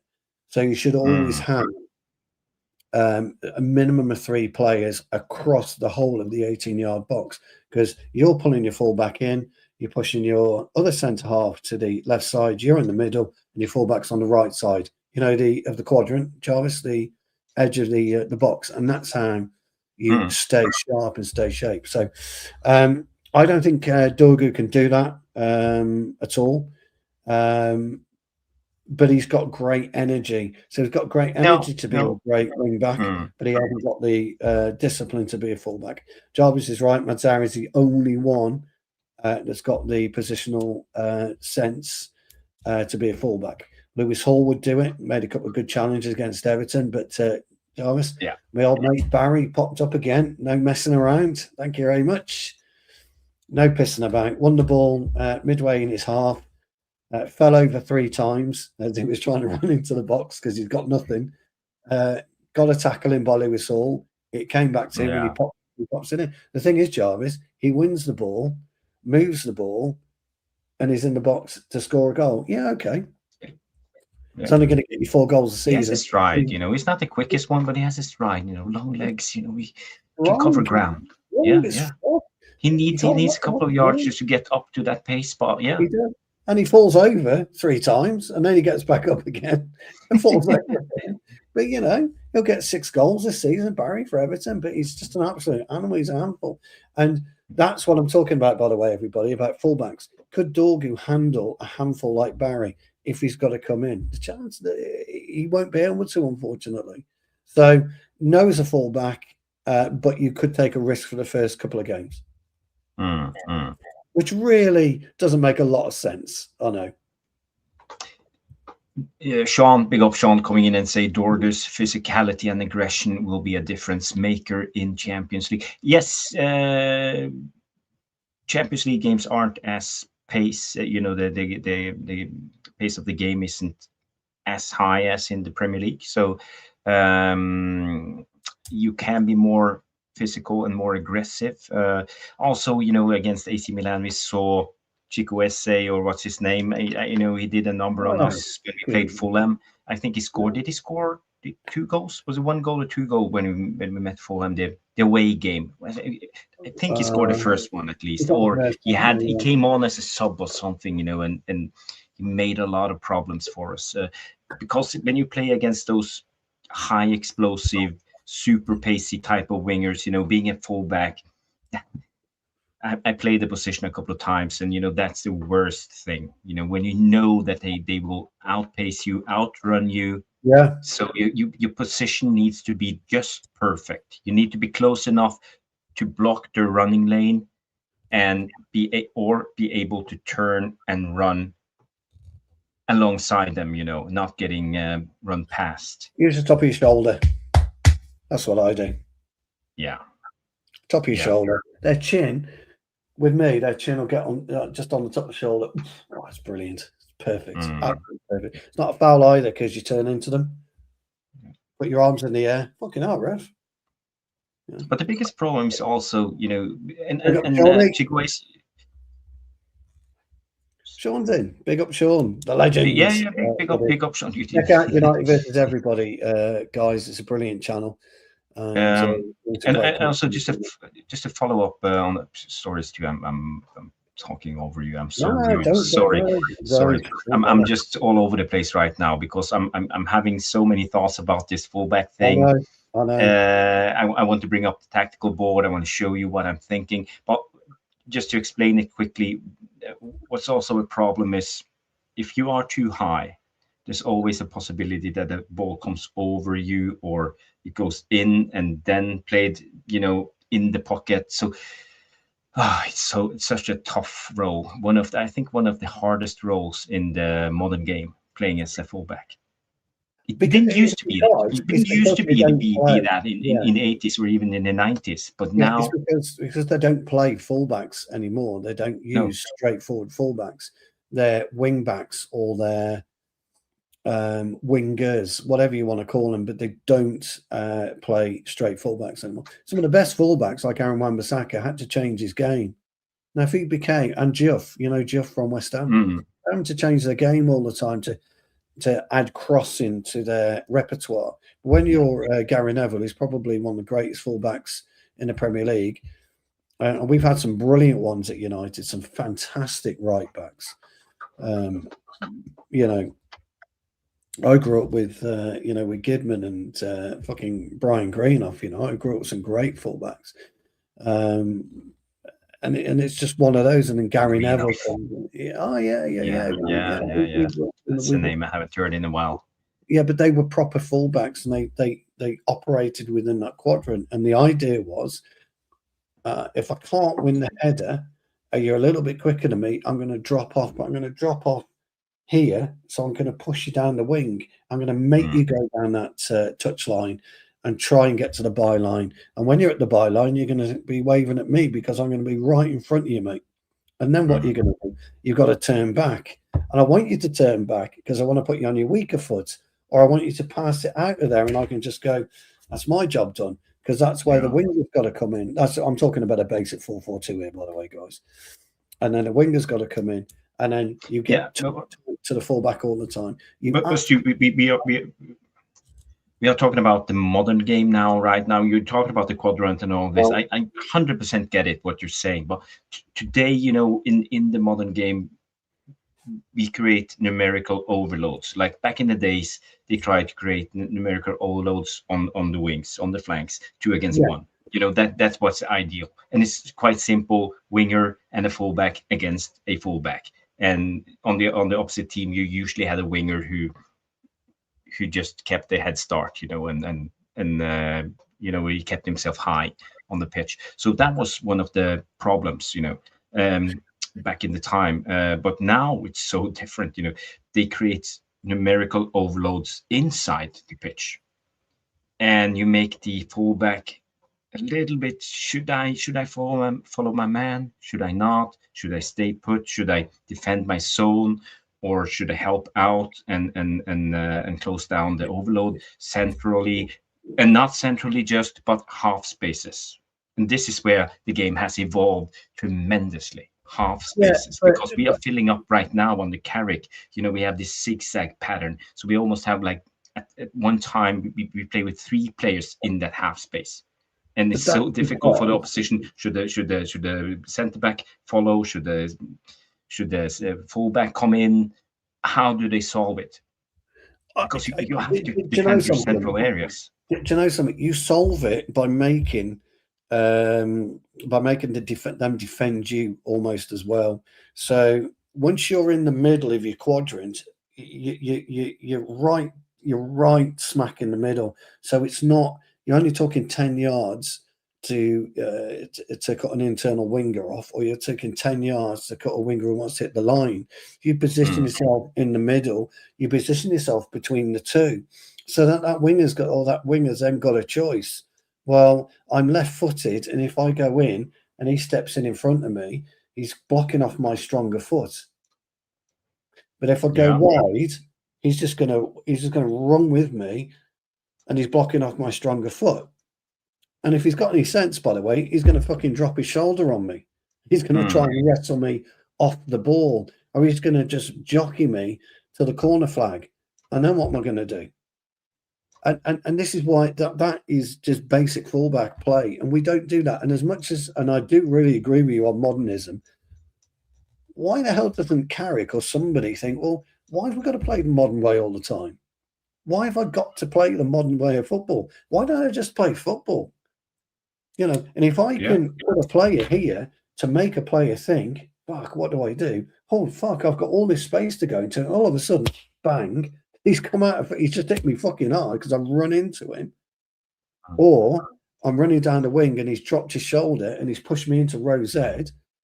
He's going to, you know, you have to make a player think all the time. You've got to make a player think. We don't do that. The modern game doesn't do it. It's really frustrating. No, it's true. Quickly on the education of football. I know you guys know this, but I just want to show it. This is a half space. The yellow one is this one. It's the left half space. Let's say we are attacking against the yellow team here. You have the other half space here. So what we basically do, we overload the half space. So you see here in this half space, we have Bruno, Dorgu, Santos, but we saw this last season too with Bruno. Kobe Mainu always operated in this room. Dorgu cut in, you know, against Arsenal, against Manchester City, did the diagonal from not from the wing area, but from the half space area. So and did a diagonal run. So we see this so much now in modern football, you know. And if you play as a fullback, who do you mark? You know, because let's say the winger on the opposite team has responsibility for Luke Shaw and Dorgu, and he cuts in. Do we leave them for the midfielders? Do the fullback come up? Do they cover the overload, or do they keep their zone? What do they do? So this is a lot of the questions that Carrick is asking the opposition team. What are you willing to do to defend against us? And we've seen this over and over again. So this is what I'm talking about, close proximity, and the half space is so important. It's quite easy though, because you push 11 on Mazzari, you leave 2 right on the corner there, and you push 5 across, you push 3 across, and you push 8 in the middle. And if Dorgu comes in the middle, he's going nowhere. It's a relatively straightforward thing to actually defend against, because what you defend, you know, I always talk about, Jarvis, the pendulum when you go backwards and forwards, you know, when but you do exactly the same. It's a sideways pendulum when you're defending. And if you bring the number 2, but this is what we're doing. But plan B is then isolate Ahmad. You know, if we push these players over, let's say we push them over. So then the plan is isolate Ahmad, 1 against 1. Then we have the best opportunity. So sometimes, you know, if they do what you're talking about, and we not overloading this area, the ball comes over, and hopefully we have a shift and we can set Ahmad up 1 against 1. But again, that wouldn't work. Or even better, 2 against 1. Yeah, that's why you push 11 on Mazzari and drop 8 in. So yeah, you remember at the beginning, I said push 11 out to Mazzari, which you will do. So you'll stop that. You push everybody across 1. You bring 8 into the final third, and then he can then cover the fullback, or he can then go in, which we don't want, which we had Casemiro do, by the way, as the secondary or third centre back. And then Luke Shaw would cover Ahmad. So there are ways that I understand what he's trying to do, but there are ways of combating it. And you know, I always talk, don't you? I always talk about you having to look at the whole pitch, look at what's happening, and look at what's unfolded, the whole pitch, and speak about keeping the fullback on a bit of a leash. I don't want to say leash; we'll get cancelled. A bit of elastic. Like, fucking come back here, you bastard! I need you back here. Just hang here, okay? And if he does come across, we'll all filter. We'll all shuffle across. 8, drop left, or 11, push out on Mazzari, or whatever. It's knowing what's happening around you, not just in front of you. And I don't think we're very good at that, my old mate. I really don't. I don't think we're any good at understanding what's happening to the left of us, if that's happening on the right, and vice versa to the right of us, if it's happening on the left. Sorry, left side and the right side. Fucking hell. Get me... I've got so much going through my brain as well here, Jarvis. I'm getting confused. So that's what I'm thinking. But your point is well made. And what we're trying to do is also, I get it. I understand what he's trying to do. And actually, Jarvis, if we held our nerve as a flat back 4, if we just held our nerves on a flat back four occasionally, it would stifle them because we're thinking, well, you're not supposed to be doing that. Hold on. When Carrick gave us the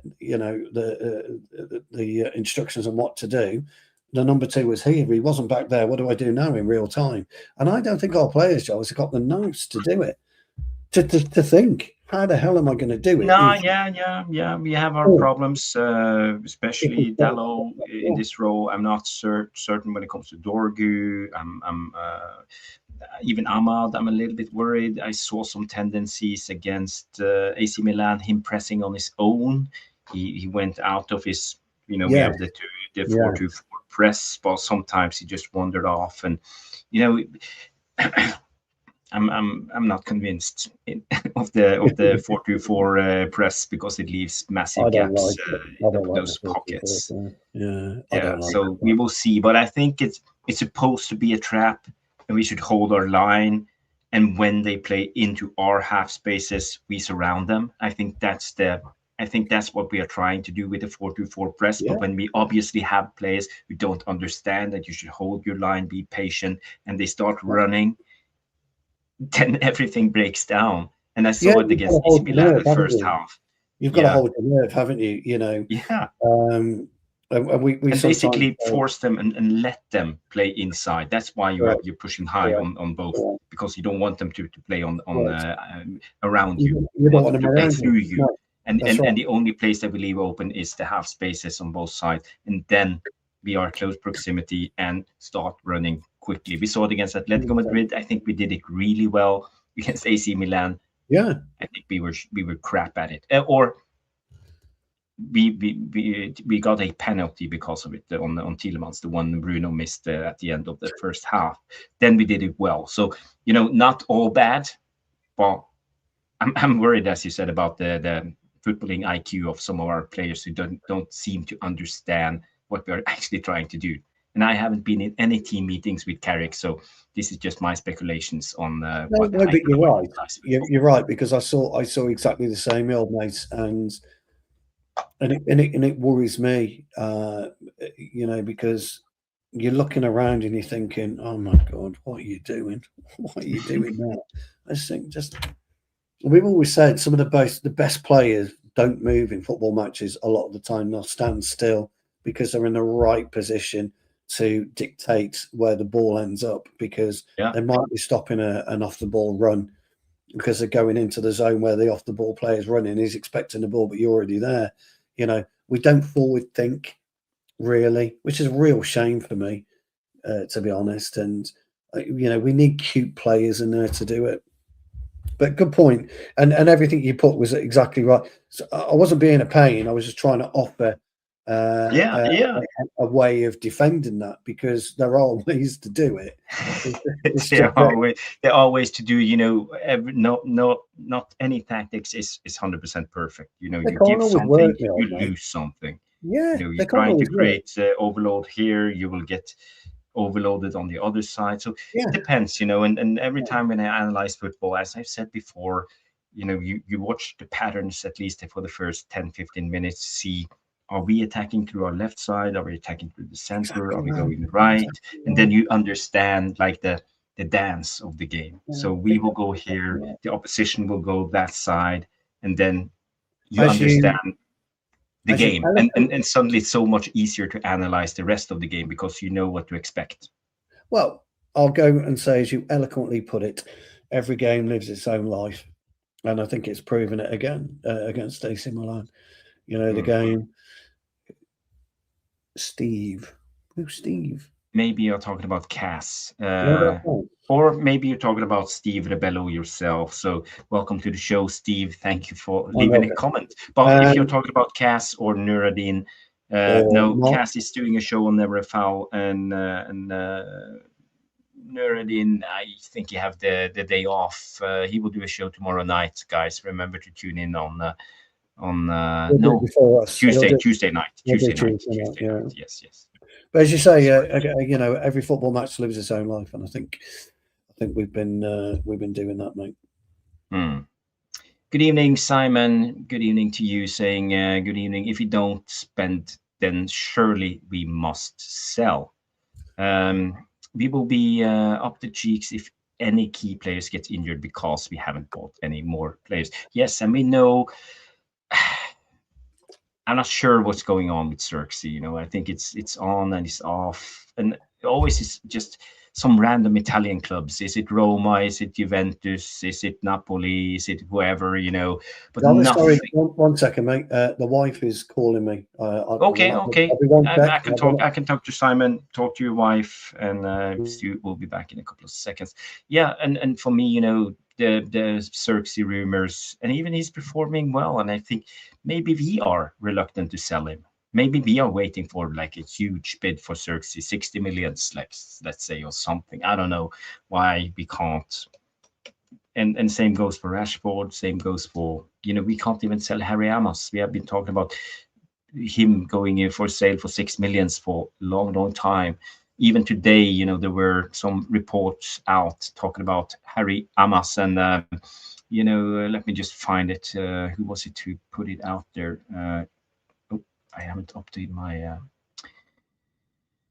pictures, so here we go. Yes, this report came out today, guys, so let me just bring it up for you, saying that Harry Amos, who spent last season on loan at Sheffield Wednesday, could leave Old Trafford for a fee around 7 million with add-ons. It's from Chris Wheeler. So again, and basically put out the same report about Toby Collier. I think must be the club feeding these ITKs, and just put the word out there. Amos is for sale. So we don't.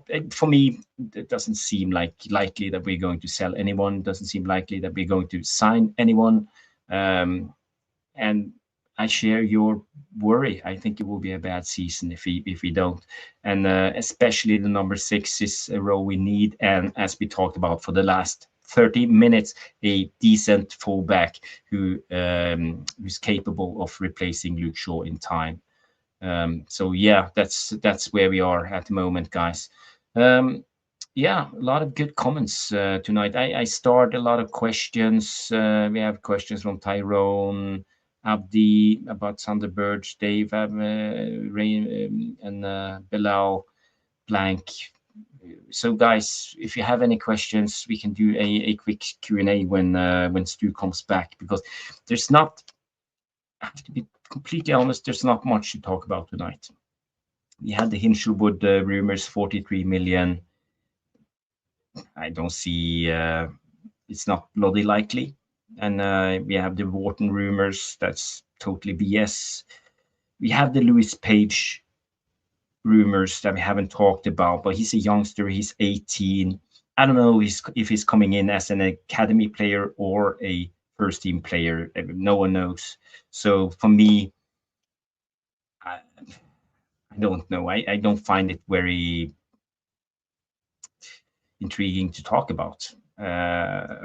I can't see us signing Lewis Page and giving him a place in the first team if Kobe Mainu is injured, for example. And I'm not seeing him coming in as the number 6, the sitting number 6 who can save our midfield trio from being dispossessed and all of this. So I'm underwhelmed by these rumors, and yeah. I don't know, guys. Did you read all the Harry Maguire comments after the game? And I think he said some things, about Marcus Rashford. So I want to know your thoughts. Harry Maguire saying, as players, we hope Marcus Rashford stays, because if he does, he's a big asset to have, and he can improve us for sure. He's a huge threat. I played with Marcus for numerous years. I know that well, says he via Sistoni. So I'm worried. It's almost like the players are begging Marcus Rashford to stay because he's that good. Personally, I almost have an agenda against Marcus Rashford because everything that have happened in the past, I think he let us down. I think we gave him the world and he treated us unfairly. That's just my take. And I question his attitude as a player. I don't see him as a top athlete in how he makes excuses for himself. So that's just my case. You can feel differently about Rashford, but I'm not entirely happy.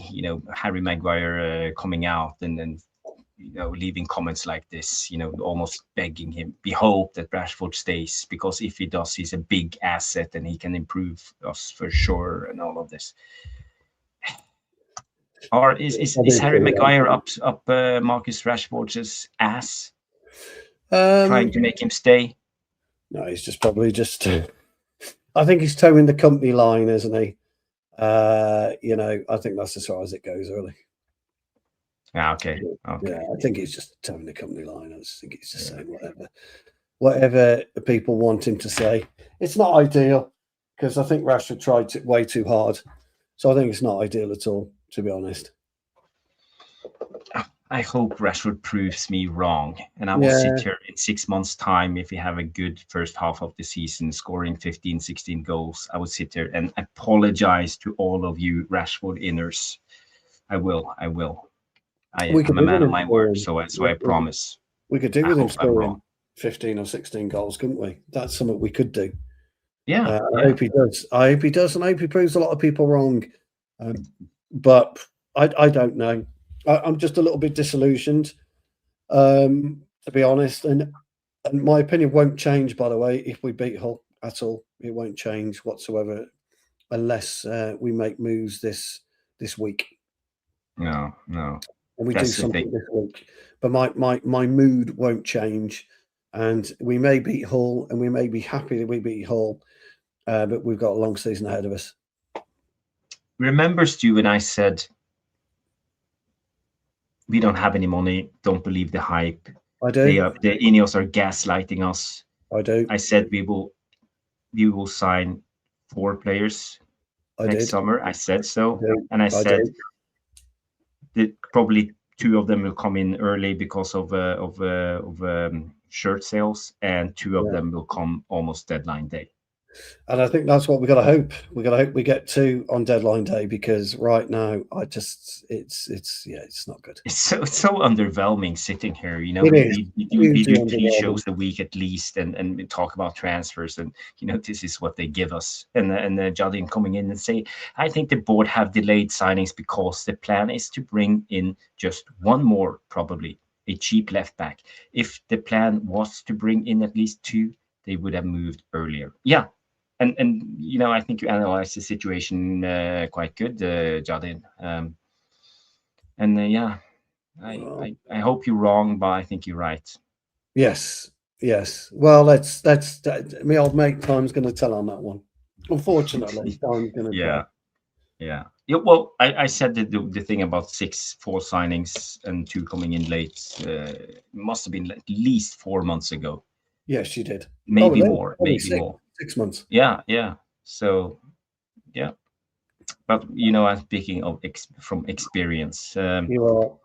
Nicholas coming in with so many good comments. You say, I'm with you on Rashford. Jarvis. He even dissent the club when making that World Cup selection statement. Yeah, that's the thing. He comes out with so many weird things. Like small pokes to Man United, small pokes to the fans. It's almost like he wants to pick a fight with us, or he did at least. He was angry at us, at the club, at everyone. He was, and I think it's going to be. It could well be problematic, but like we say, he could actually turn around and become the player he was 4 years ago. Unlikely, but he could. Yeah. Das comes in. Rashford wages will definitely piss me off. Yeah. That's the thing. And Ramos say, how many times did we build around Rashford? It never worked. We never move on. That's also one of the biggest problems. We never move on. Simon said right now, and Bumo has been getting the goals, and we don't have players who are capable of scoring goals. Yeah, yes, this is maybe where Rashford can come in. But don't forget, we have had Xerxes, who scored at least a couple of goals this preseason. Stu, when you were away, I talked a little bit about Xerxes. Yeah, he's an odd one. He's an odd one. He's very odd. He is. It's like I said to you. I think 10 years ago we would have been absolutely brilliant in the Premier League, but time and pace has just moved. Good old Jamie going to Brazil. Wardy. Wow. His missus won't like it in Brazil. Jesus, she won't like it there at all. He was linked with Napoli at one point, wasn't he? He played in Sassuolo or he played for Cremonese, was it? Yeah. Scored a few goals for him. Yeah. But Sao Paulo, well, there you go. Fair play to him. But fair play. That's a big move for him, that is. Yeah. Before we do a couple of questions, I just want to Stu, do 2 comments, and I will just update myself on the latest on X, and I want to check out the messages that Rushmano sent me. Yeah, Mikey says that Xisco will score goals. Absolutely, I think he'll get 15 to 20 this year. 100%, Mikey. I agree with you totally there. What else have we got? Oh, that hasn't worked as I'd hoped. Let's see, what else have we got? Ramos says, Jarvis and Stu, United came into this transfer window with needs for players at nearly every position. They have only traded like incoming for like departures. The club is letting us all down. Yeah, absolutely, Greg. Absolutely. Darius, good to see you. I think Carrick would be keen to keep Rashford. How many of our forwards have kicked a ball in the Champions League? Yeah, that's true. What else have we got? And Ramos says, I'm ready, by the way. Yep. Ramos says, Shaw, Martinez, Maguire, and Dalot in 26-27 are clowns. Okay, go for it. Yeah, and Takahanda comes in and says Rashford is a legend in his own lunchtime. In our greatest teams, he wouldn't even make the squad. I think I agree. Yes, what I have from this one, I think this. I was actually planning to talk about this, but Mike Keegan, he came out today about INEOS's plan, and they want to seek to monetize the academy, and they put it as a win that they got 14 million in total with add-ons for Rade Vitek. And also they are, as I mentioned, trying to sell Harry Amas, £7 million, and we talked about Collier. But the number one priority remains to produce for the first team. But there will be more focus on bringing in serious money from the academy, like Manchester City and Chelsea have been doing. And this is from Mike Keegan. He's the financial expert on X when it comes to Man United and takeovers and all of this. So, yes. So, Stu, do you agree with the new academy plan to monetize it and start bringing in money on selling young talents to the European football arena? No, because we can't sell at all. We just can't sell and make money. VTech going for 14 million, including, it's just stupid. It's dumb. I mean, everybody else can get 30, 40 million for their academy players. They've hardly kicked a fucking football. I mean, Ferran Torres has gone from Barcelona to PSG. I think he scored about 18 goals last season. Had a brilliant World Cup. I think he got the winner, didn't he, in the World Cup final? Was it Torres? Was it Ferran? And he's gone for 50 odd million. And yet Tottenham were willing to pay 85 million for Savinho. How the hell is City getting 85 million for Savinho? 65 million for Rodri, which, he's not signing a new contract. We just can't seem to do it. We can't get the money. So it's pointless. It's a pointless exercise if you aren't making money. What is the? I don't get it. Yeah, yeah. These academy players, they're earning 15 grand a week, 10 to 15 grand a week. They're getting paid an absolute fortune, and they're not able to do anything. They're treated like fucking babies, and they're getting paid all this money, and you're not going to get it back. VTech should have gone for 30 million, at least 30 million. And they get 50,000 followers on Instagram just for playing for the academy. They're getting hyped up, talked about, known to the world. They're getting paid a king's ransom for not achieved anything other than playing for the academy, the recruitment team for Man United. And they're getting more praise and more publicity than a lot of Premier League players. VTech was player of the year. So why would they leave? Yeah. VTech was player of the year for Bristol City. I mean, what the fuck is he doing going for 7+7? 7+7. That's just dumb. Literally dumb. So you can concentrate on the academy, but if you're selling below 10 million all the time, it's just pointless. It really is. 14 million for VTech's an absolute joke. I just turned around and said, no, Middlesbrough. 30 is where he's at. That's where he's at. What did you sell Hayden Hackney for? And he was a player for Middlesbrough. What did you sell him for? So why do you think we should sell you VTech for 7+7? We're just absolute dumb. Yeah, mugs. I wouldn't even bother with it. I wouldn't even bother going down that road. It's just stupid. It's just complete bullshit. Yeah. I mean, look what Chelsea have done. He's right about Chelsea. City. What did City sell Trafford for to Leeds? 50? Something like that. And he played three games before he was ousted, by the way, for Donnarumma. It's true. And, we couldn't even sell Rashford for 25 million. So I just don't get it. I just don't understand why on earth. Look at that.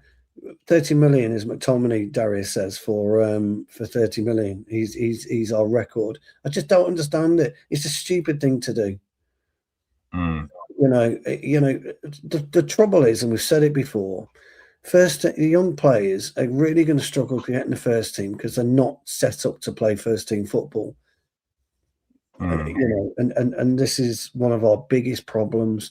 They're not getting booted around by men who, as everybody says, have got to pay a mortgage. You're not getting kicked around because you don't have to pay a mortgage at your age.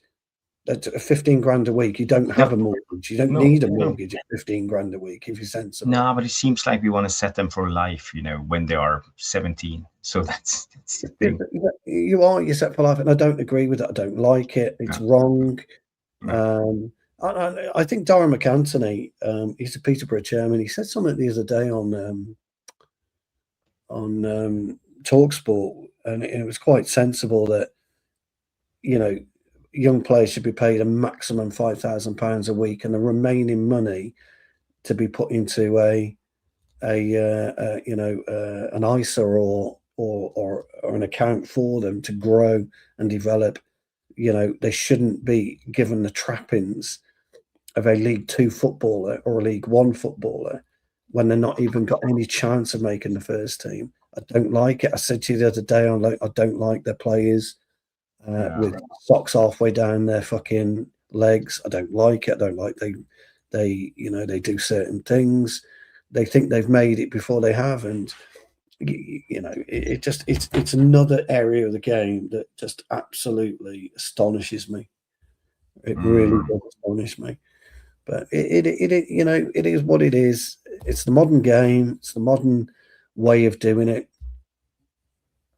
So, yeah, and Batham have a good point here. Say I think a lot of them crazy fees were because England won back-to-back Euros at under 21 level, and maybe the under 19 World Cup and something. And also, just to mention a couple of things, we all remember the Brexit thing, and we went mad. We brought in Pilestri, we brought in Ahmad, right before the Brexit effect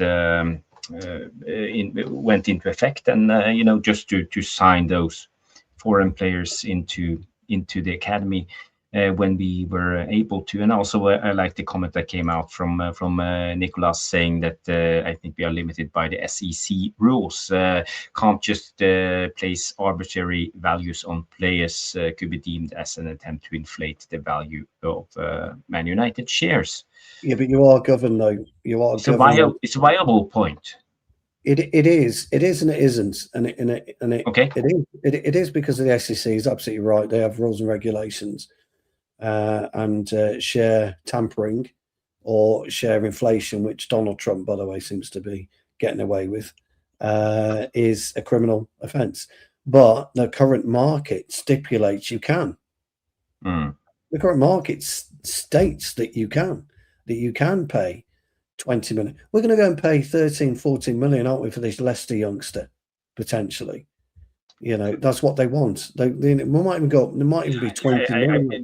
I don't even want to talk about Louis Page because he's 18 years. You know, it might even be 20 million. So there are, you know, the thing is, it's out there. Players are getting sold for vast amounts of money, and we just aren't anywhere near getting vast amount of money. We just, I can't even talk about it anymore. Nah. Depressing me. It's depressing. It's depressing. Yeah, but I think most of you guys share our opinions when it comes to this. But we will see if INEOS and Sir Jim succeeds in this trying to monetize the academy and you know, make it as a steady income for the club, because I think this is where they are. It's all about money. And also, just to be clear, there were some reports today about INEOS as a company, and you know, they put out some stuff about some comments there from Sir Jim. I'm just trying to see if I can find the link. I don't know if you saw that, Stu. There were some updates, but basically they are saying the same as they are saying for Man United. So this is the thing. Well, I have to go in and read the whole article, but basically it's all about cutting costs, trying to stay alive, waiting out the competitors, let them overspend, and they will go by their daily business. And when they have used up all the money, then INEOS will swoop in and dominate the market. So, you know, it's the longevity of the INEOS plan and the cunningness of the master brain of them all, Sir Jim Ratcliffe, and how they are going to run INEOS to become what they once were. But, you know, they are, for me, you know, it's almost like they're saving themselves to bankruptcy. And also I have the same feeling when it comes to Man United. So well, the thing about oil and gas is everybody needs oil and gas. When we're out of oil, we've got nothing to replace it right now. Everybody knows that. And INEOS are too big to fail as a business anyway. Somebody will buy it and he will make a shitload of money. You've got to bear something in mind about this guy. Him and his brother built INEOS from scratch. $1 billion business. And you're always going to have ups and downs in with oil and that type of thing at the moment. So the INEOS business itself won't really affect us, you know, won't affect what we do. We can affect what we do because we just signed this massive deal with Betway, which I don't agree with, by the way. We haven't got a shirt sleeve sponsor yet for some reason. You know, God only knows why we haven't got a shirt sleeve sponsor. The biggest club in the world, really, and we don't have a shirt sleeve sponsor because we're waiting for the right deal to come along. But Manchester City, I think, in the last 18 months have spent £700 million on transfers, and they're probably going to get, if they sell Savinho and they sell Rodri, that's going to pay for Enzo Fernandez if they want him. Those two bits of business will pay for Enzo Fernandez. It's just fucking nuts that we can't do this type of business. It's crazy. But when a bid of 100 million comes in for Bruno, and everybody said we don't take it. Well, I mean, we are thick as fuck when it comes to running a football club. We're dumb as it gets. We're just brainless, you know. And look, I get when they came in and they had to do all this cost cutting. I understand that any business would do it. You have to do it. You've had to do it in your business, Jarvis. We do it on ours. We look at it and we think, right, we're overpaying for that. Let's re-look at this. Let's re-look at that. We don't need that, so we'll shut that part of the business down or whatever. I get that. You save money, but we're not doing anything. You know, he's got the money there. Jim Ratcliffe has the money. Yeah. You know, he owns a third of the Mercedes Formula One team, for Christ's sake. If he sold a third of that, he'd get £1 billion. He'd clear £1 billion. Just like that. He could get Mercedes to buy into Manchester United. They've been trying to sell Nice for ages, but they can't. Because he just wants too much money. Just cut you know, sometimes you gotta cut your losses. They reduced their price, but even then they couldn't sell them. Yeah, but no one wants to touch what INEOS have been, you know, how they run their business model. And by the way, you know, as I said, you know, the article I put out, it's not Ratcliffe announcing Manchester United's strategy, but if you it gives a window into how Ratcliffe thinks, you know, as a businessman, you know, because when the organization is under financial pressure, his philosophy appears to be, as we said, seen with Man United, efficiency, cost cutting, lower investments to get it financially stable, and then survival and grow later. Yeah. You know, and it's so transferable into Man United. But you're not gonna become champions in 2028 the way they've gone about it. You just won't. We've got a really poor director of football in Jason Wilcox. He's really, really poor. He loathes youth. Go and head up the youth academy, because you know you. Go and do that, but bring in a proper director of football. We are wallowing in self-pity right now as a football club. We're wallowing as fans. Yeah. Getting angry, you know, day by day now. As soon as it comes to, you know, to the first game of the season, which we'll probably win anyway, but we're getting angrier and angrier and angrier, and we're not seeing any movement. We're not seeing any growth in the club. We're not seeing. We're not doing anything. We're not doing anything as fans. You can sit here and talk about it as much as you want. But what do? You know, as much as. You know, the green and gold campaign, it hasn't worked. The Glazers don't give two fucks. They're just in America. They're billionaires. They don't give a damn. You've got Jim Ratcliffe. He's, you know, you can go outside Old Trafford. You can stand in the cold and the rain, and he can come and he can watch the game. We can lose, and he goes back to his 12-bedroom mansion with his butlers and his things. He doesn't care. He's not interested in what we think. No. You know, I noticed that another basketball team, didn't it go for $12.1 billion or something just recently? You know, you know, and these are clubs that have invested in the best players. They've invested in the best in class, so they become dominant, so they can say, you know, they can sell for 12 billion. If you not want to sell for 12 billion, you've got to invest in it. You've got to bring in the very best players. You've got to dominate the league. You've got to dominate. City will be worth more than Manchester United because of what they've done in their investment. They've cheated their way to it, but they'll be worth more. Yeah, you know, Liverpool fans rubbing their hands together because Jeff Bezos is in it makes no difference. It's not going to make any difference. Your ability to spend is still going to be your ability to spend. So, I mean, Jeff Bezos would make no difference to Manchester United either. Waste of time. It doesn't matter. We can't do anymore, you know. But I saw on X today that City have spent £644.8 million on 18 different players since January 2025. There you go.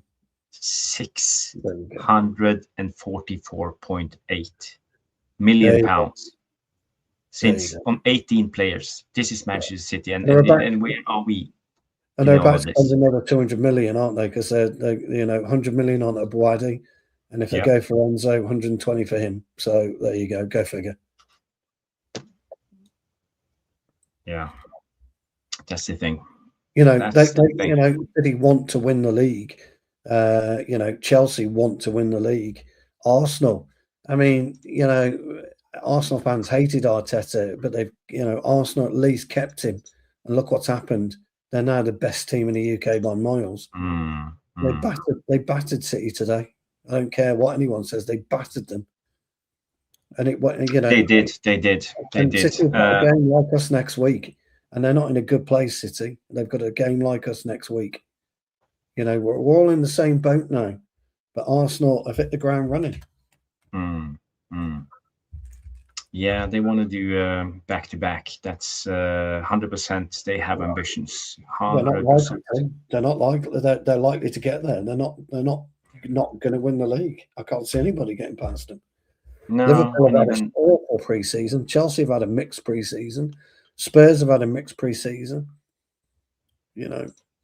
Arsenal had a mixed pre-season, but when it came to it, when push comes to shove, they demonstrated exactly what teams do. So, quickly, Stu, do you think INEOS are letting Carrick down as Rigol? He's fucked. He shouldn't have. Carrick shouldn't have got the job. He shouldn't have got. Look, I like Carrick and fair play to him for what he did, but we knew. You said he was going to get the job 4 games before the end of the season, and I was hoping it for 2 seasons, and they wouldn't do it. I gave it to Carrick. Well, we've got to give it to him. He's got Champions League, blah blah blah blah blah. But he's a yes man. He's a fucking yes man. Yeah, Cameron wasn't a yes man, and he got booted out. They didn't give him what he wanted. He got kicked out. Same with exactly the same with Ten Hag. Got kicked out because he didn't get what he wanted. He didn't get the players that he wanted. And it's going to be exactly the same. Carrick is going to get hung out to dry. But the thing is, Charles, he hasn't got the fucking balls to resign. Real managers. Yeah, but also I think he has the self-belief that he can actually make a difference. And, he did last season for 6 months. He came in, he was our savior. And, we have looked okay in preseason, as we talked about. So, again, I think we are slowly moving in the right direction. And maybe something called euphoria. And euphoria is the most dangerous emotion you as a human being you'll ever experience, because it clouds your judgment. When you become euphoric, you cloud your judgment. God, you've got to do. God, that was brilliant. We've got to do it again. It's fucking ace. Yeah, and it's never the same. Never the same. It's just, to me, it's just fucking. You've got to take a step back. And you've got to think about things logically, like we all do every day in our lives. Can I afford to do this? Can't I afford to do it? You've got to be very logical. I just don't think we're logical. Could you explain what you think Wilcox can realistically do more at the moment? Surely big up the time-space continuum. It's a great question. We haven't got the brains to adopt a Moneyball solution. And I don't think football works as in a Moneyball solution either. I've always said, and Jarvis will back me up on this one, time space continuum, that you can get, and the best teams, by the way, are a group of players that come together as a collective rather than individuals. And if you can spend 50 million on a Sanderberg, for example, to complement a Yuri Tielemans, although nobody wants a Sanderberg or didn't want a Sanderberg 2 years ago because he wasn't a Ronaldinho or he wasn't an Elliot Anderson. Or whatever. It was compared to just another McTominay. Yeah, it's another McTominay. Yeah. Then you can get those players to work. And there's been some great examples. And Brentford is probably the best exponent of getting really good, solid, hardened professionals that can play at a level. Maybe can't Brighton and Bournemouth, those are the 3. Can't compete at the top table, but actually can put together a string of results that can keep them at a at a good level and allows them to sell players on, we can't operate in Moneyball because I don't think it works for us. And what Wilcox should be doing is look at, and what he should have done in January is looked at our current squad, deemed who we wanted to keep and who we didn't want to keep, and get the ball rolling of selling these fuckers. And looking at what money he's being offered for the likes of Xerxes, Rashford, Garte. I know Garte's injured at the minute, but I'm talking Mason Mount. Look at the money he was offered and go to the board and say, look, we've been offered a collective 120 million for this lot. We'll save a further 40 million in salary. So it's actually 160 million. Is it worth doing that? Now, we know that we're probably going to have to add another 200 million on top of that 160 we're getting back in to, put the squad together. So in total, we're spending 370 million. I said, time space continuum, and Jarvis will tell you, and everyone on the Devilish Tacticas will tell you, I said we needed to spend $500 million this summer. We needed to bring in a Paulo Ancelotti type player, and we needed to spend $500 million to get back to where we need to be. And everybody laughed at me, and you were right to laugh at me because it was never going to happen. But actual common sense will tell you that's what you need to do. So maybe we could have done it with 350, 360, 370 million, but we're not going to spend anywhere near that. We've netted out at 28 mil right now. Netted out at 28 mil. It's fucking embarrassing. It is. We are not serious when it comes to this. Time space continuum. Great question. By the way, on other transfer news, short update what happened in the last 2 hours while we have been live. I talked about Sion Suzuki getting linked to Aston Villa and good Martinez getting linked to Juventus. But apparently the camp of Martinez have talked to Juventus, so that deal is officially over. It's off. So it looks like right now that Martinez is staying at Aston Villa. At least he's not going to Juventus. And also that ends the link to Sion Suzuki and Aston Villa. So we probably won't see him in the Premier League either. It was reported they'd signed, agreed a deal for Suzuki. No, they haven't. Yeah, Sky reported that. It came through on my phone. I'm pretty sure it did. Okay.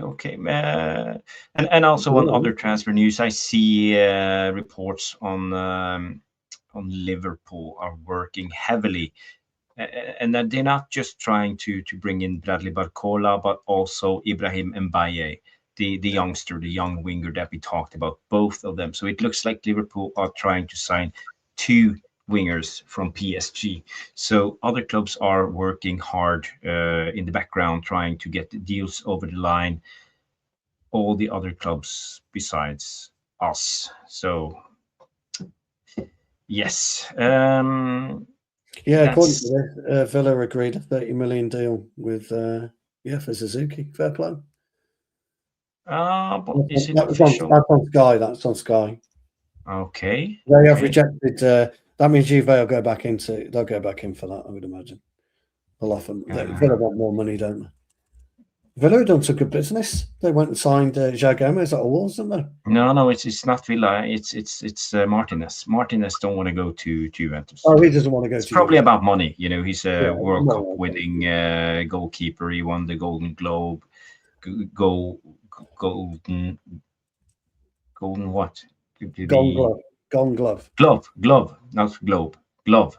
That's the word I was looking for. So yes. Thank you, Stu. Thank you. Quickly, let's do 3 questions. This one, Bilal comes in. Questions: are you guys concerned about the Sesko injury? A fair delict situation. I think he's fit.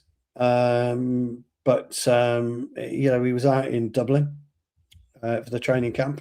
He's trained solidly. So, no, I've got no issues. I don't expect him to play against Hull, but I do expect him to probably make an appearance in the following game, which I think is Ipswich, isn't it? But no, I've got no problems with it. He's young. He'll be fine. Yeah, the only thing as I see where Bilal is coming from, we talked a little bit about the club keeping everything closed. We're not sharing any information about injuries anymore. Even the Mason Mount injury mid preseason, we couldn't tell the audience, the football supporters, that he was injured. It took 3 days or something before he came out. So This again, is just a shin injury. It's only a shin injury. yeah, He did it. yeah. He did it when he fell down the the little dip at Old Trafford. It's one of the reasons they've taken the dip out. He did it when he fell down there. So it's only a shin injury. So yeah, he'll be fine. We'll see. Tafser, 1728 say any more on the Kiefer Moore rumors? Kiefer Moore. Forget that. I don't know who's Kiefer Moore. Did I miss anything? No, he's useless. He plays for Wrexham. Okay. Oh yeah. I saw something about Wrexham. That is a joke, isn't it? That is a joke. We haven't. Yeah. It must have been a joke. Must have been a joke. Went straight over my head. Abdi come in and say, is Sanderberg quick enough to stop counters? Yes. And it's brains. 100%, definitely quick enough. And I've showed this to you before, but let's bring it up again, because I think it can't be said enough, especially for people who don't know Sanderberg close enough. If we go by his stats, last season, here we are. So top speed. No, this is the World Cup. Let's do the Premier League.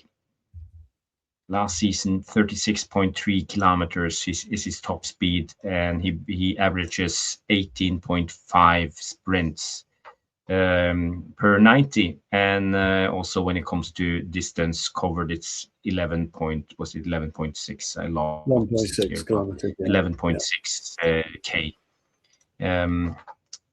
Per 90. So he covers a lot of ground, he's quick, and he puts in a lot of sprints. So I wouldn't be worried about Sanderberg. Let me just check if I have any other questions. Yes. Talk about what's coming. Over the past few seasons, we have lost the first game. We lost to Grimsby and Wrexham. So what's the hope against Hull, Stu? Realistically, do you think we will win that game easily? Will we struggle? Do you think we will get it over the line? We'll get it over the line 3-0. But we'll struggle for 20, 25, 30 minutes. Hull will come at us, and Hull will be looking to get an early goal, and they'll sit back. They're at home, first day of the season. It'll be hot. The crowd will be up for it. It'll be absolute electric, that atmosphere, because Hull can't believe Manchester United first game at home. But we'll beat them 3-0. Hull has signed an incredible amount of players this summer. I don't know how many. They've spent a lot of money. Yeah. They're going to be a good team, but it'll be too soon for them in the Premier League, and we'll quite easily, we'll beat them 3-0 comfortably. Okay. We'll be doing a preview anyway, won't we, next week? So yes, we will. Probably Thursday will be the time for the preview. We will know more at that time. We have a membership message coming in from Gregory Burke saying, will this season be disastrous for Carrick's men? Tune in tomorrow night for that one, Greg. To answer this question properly, we have to wait until the end of the transfer window, so we know what we're working with. But at the moment, let's say if this is the last, if we are not signing any more players than the Leeds backup goalkeeper plus Tielemans and Santos, if that's what they got, I think we are fucked, to be honest. I think we will struggle when games comes tight. 2 games a week, injuries. But tune in tomorrow, Gregory, because Could myself, turn into a disaster. But I don't even want to go down that rabbit hole thinking about it.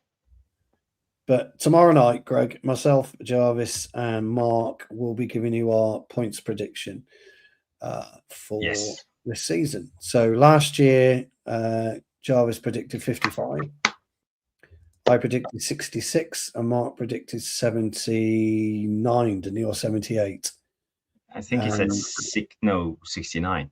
69. Or did he go 69 or something 69, like that? dude. But Jarvis was the only one that actually landed on 55 for 2 weeks. I was a pessimist because I think they didn't back Amorim enough. He didn't get the player he needed to get the Amorim system to work, and we definitely needed a midfielder last season.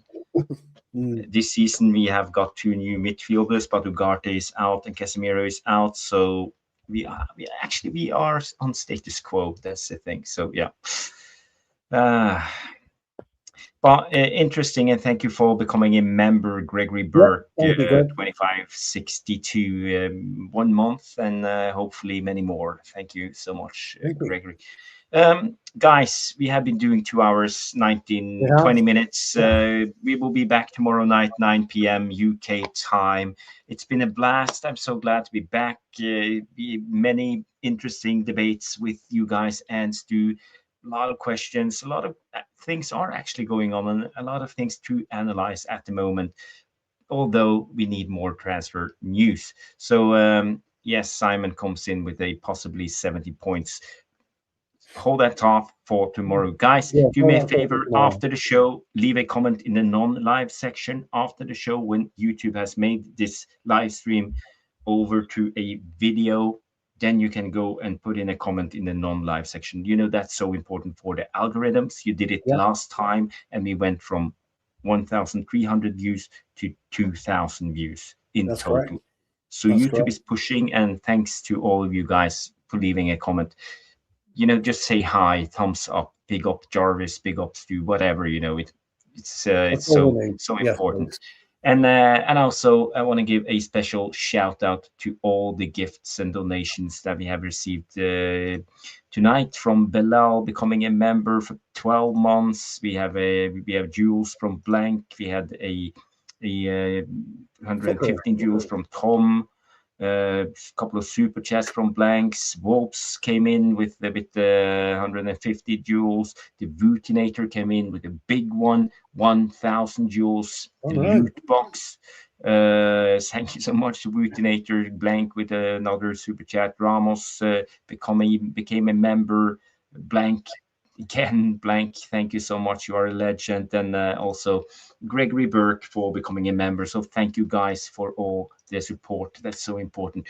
Do me a favor, smash the like if you haven't. Subscribe if this was the first time on the Tactical Devils. Press that bell notification and you will get a notification every time we go live. We try to go live Sunday nights 9 p.m, Monday nights 9 p.m, Thursday nights 9 p.m. That's our schedule. But now when the games are going, we are trying to do a preview and a reaction show on every game. So there will be a lot of streams from the Tactical Devils. So thank you guys. It's been a great one. Have a good one. And we see you on the next. See you tomorrow. Bye-bye.